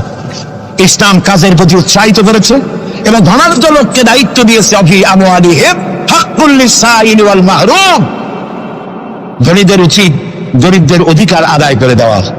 ডক্টর শহীদুল্লাহ যখন ডক্টরের ডিগ্রি করে দেশে ফিরলেন তো লোকেরা মনে করলো ডক্টর হয়ে আসছে। পুরান ঢাকার লোকেরা সবাই গেল তার কাছে জ্বর, সর্দি, ব্রঙ্কাইটিস, টাইফয়েড, নিউমোনিয়ার ওষুধ আনার জন্য। তিনি যে এত বুঝাইতে চেষ্টা করলেন যে আমি ওষুধের ডাক্তার না, আমি ভাষার ডাক্তার। পুরান ঢাকার লোকেরা কইল ডক্টর হইছে মগর ওষুধ দিবার পারে না। ডক্টর মরহুম শহীদুল্লাহ তিনি বক্তৃতা করতে গিয়ে বলতেন শিক্ষিত লোকদেরকে, উনি তো সাধারণ লোকদের মধ্যে বক্তৃতা করতেন না, শিক্ষিত লোকদের মধ্যে বক্তৃতা করতে গিয়ে বলতেন তোমরা যতই শিক্ষা গ্রহণ করো, ব্রিফকেস ভর্তি করে যত ডক্টরের ডিগ্রি আনো না কেন, এই কিতাবের জ্ঞান যদি না থাকে তোমরা পণ্ডিত, তবে তোমরা মূর্খ পণ্ডিত। এই কিতাবের জ্ঞান যদি থাকে তাহলে তোমরা সত্যিকারের পণ্ডিত হইতে পারবা। সেই কিতাবখানার নাম কি? আল কোরআন। আমি আজ আপনাদের সামনে এই কোরআন থেকে সেই কথাগুলি বলবো ইনশাআল্লাহ। আপনারা দোয়া করেন যেন বলতে পারি। আমি আল্লাহর কাছে নিজেকে সমর্থ করতেছি, সুবহানাকা লা ইলমা লানা ইল্লা মা আল্লামতানা। আল্লাহ তাআলা, আমার তো কোনো জ্ঞান নাই, আমি তো লোকেরা আমাকে মুফাসসিরে কোরআন বলে, কিন্তু আমি তো জানি আমি কি, আমি কোরআনের একজন ছাত্র মাত্র। এই লাখো জনতাকে তোমার কোরআন থেকে বলা তৌফিক দান করে দিও, বলি আমিন। প্রিয় ভাই সব, শয়তানের ওয়াসওয়াসা থেকে আসুন আগে পানা চেয়ে নি। সবাই পড়েন আমার সাথে, আউযু বিল্লাহি মিনাশ শাইতানির রাজীম, বিসমিল্লাহির রাহমানির রাহিম। বিতাড়িত মজদুর শয়তানের ওয়াসওয়াসা থেকে আল্লাহর কাছে পানা চাই, বলেন আমিন। পরম করুণাময় আল্লাহ রাব্বুল আলামিন নামে শুরু করছি। আল্লাহ তাআলা আমাদেরকে সৃষ্টি করে অন্ধকারে ছেড়ে দেননি। কি বলেন, অন্ধকারে ছেড়ে দিয়েছেন? কেউ কেউ বলে যে না, আল্লাহ তাআলা কি রাস্তা করেছেন? আল্লাহ তাআলা রাস্তা তৈরি করেছেন, এটা আপনাদের বুঝতে হবে। পাহাড়িয়া এলাকায় আপনি যদি হারায় যান, সেখানে কোনো গভর্নমেন্ট রাস্তা করে নাই, কিন্তু আল্লাহ তাআলা গিরিপথ তৈরি করে রাখছেন। মরুভূমির মধ্যে যদি হারিয়ে যান, সেখানেও আপনি দিক নির্দেশনা পাবেন। সমুদ্রের ভিতরে যদি আপনি হারিয়ে যান, কোনো নাবিক যদি হারায়, দিনের বেলায় সেটা কম্পাস দিয়ে চললো, রাতের বেলায় তার চলার জন্য আকাশে আল্লাহ তারকা খচিত করে রেখেছেন যাতে নাবিকরা হারিয়ে না যায়। যে আল্লাহ রাব্বুল আলামিন পাহাড়ি এলাকার ভিতরে মানুষ যেন হারিয়ে না যায়, এজন্য পাহাড়ের ভিতরে গিরিপথ তৈরি করলেন। মরুভূমির ভিতরে চলার জন্য দিকের নির্দেশনা দিলেন। সমুদ্রের ভিতরে নাবিক যাতে না হারায়, আকাশে তারকা আল্লাহ তাআলা খচিত করে রাখলেন। সে আল্লাহ রাব্বুল আলামিন পৃথিবীতে মানুষ চলাফেরা করবে, মানুষ জন্মগ্রহণ করে মৃত্যু পর্যন্ত চলার জন্য তার অর্থনীতি প্রয়োজন, রাজনীতি প্রয়োজন, সমাজনীতি প্রয়োজন, তার শিক্ষানীতি প্রয়োজন। জীবনের এই নীতিমালার বাঁকে বাঁকে মোড়ে মোড়ে সে হারায় যাবে। আল্লাহ তাআলা এমনটি তার বান্দার প্রতি আচরণ করতে পারেন না। সেজন্য রব্বুল আলামিন বান্দা পৃথিবীতে যেন সঠিক পথে চলতে পারে, এজন্য তার জীবনের প্রত্যেকটি মোড়ে মোড়ে বাঁকে বাঁকে আল্লাহ তাআলা কোরআনের আলো, নূরের আলো আল্লাহ জ্বালিয়ে রেখেছেন। আল্লাহ তাআলা বলেন, قد جاءكم من الله نور وكتاب مبين। قد جاءكم من الله نور। ও পৃথিবীর মানুষেরা শোনো, অবশ্যই আমি আল্লাহর পক্ষ থেকে তোমাদের জন্য এসেছে আলো, ওয়া কিতাবুম মুবিন, আর দিয়েছি আমি একটা স্পষ্ট কিতাব, সুস্পষ্ট কিতাব। তোমাদের সৃষ্টি করে আমি অন্ধকারে ফালাই দেই নেই, আমি একটা আলো দিছি। সেই আলোটা কি? সূর্যের? সেটি কি চন্দ্র? না, সেটি চন্দ্র নয়, সেটি সূর্য নয়। সেই আলোটির নাম হলো মুহাম্মাদুর রাসূলুল্লাহ সাল্লাল্লাহু আলাইহি ওয়াসাল্লাম। জীবনের এমন কোন দিক এবং বিভাগ নাই যেখানে আল্লাহ তাআলা মুহাম্মদ সাল্লাল্লাহু আলাইহি ওয়াসাল্লামকে আদর্শ বানান নাই। সুবহানাল্লাহ। আমি তার কথাই আজকে আপনাদেরকে বলবো ইনশাআল্লাহ। বলি ইনশাআল্লাহ। প্রিয় ভাই সব, এই পৃথিবীতে আল্লাহ রাব্বুল আলামিন সব থেকে দুর্বল করে সৃষ্টি করেছেন মানব গোষ্ঠীকে। মানুষেরা সব থেকে দুর্বল। আপনি বলবেন, বলতে পারেন যে কেমনে আমরা দুর্বল হইলাম, এত মারামারি করি তারপরেও দুর্বল? হ্যাঁ, তারপরেও দুর্বল। যেমন গরু, সে তার আত্মরক্ষার জন্য মাথায় দুইটা শিং পাইছে, আমরা কেউ শিং পাইনি, আমরা দুটো করতে পারিনি, ঠিক না? কথা কন না কেন? কুকুরে কামড়াইতে পারে, কুকুরের কাজ কুকুরে করেছে, কামড় দিয়েছে পান, তাই বলে কি কুকুরে কামড়ানো মানুষের স্বভাব? মানুষ কি কুত্তার গায়ে কামড় দিতে পারবে? ওই রকমের শক্তিশালী দাঁত মানুষের আল্লাহ দেন নাই। সাপেরে আল্লাহ তাআলা বিষধর দন্ত দিয়েছেন, বাঘের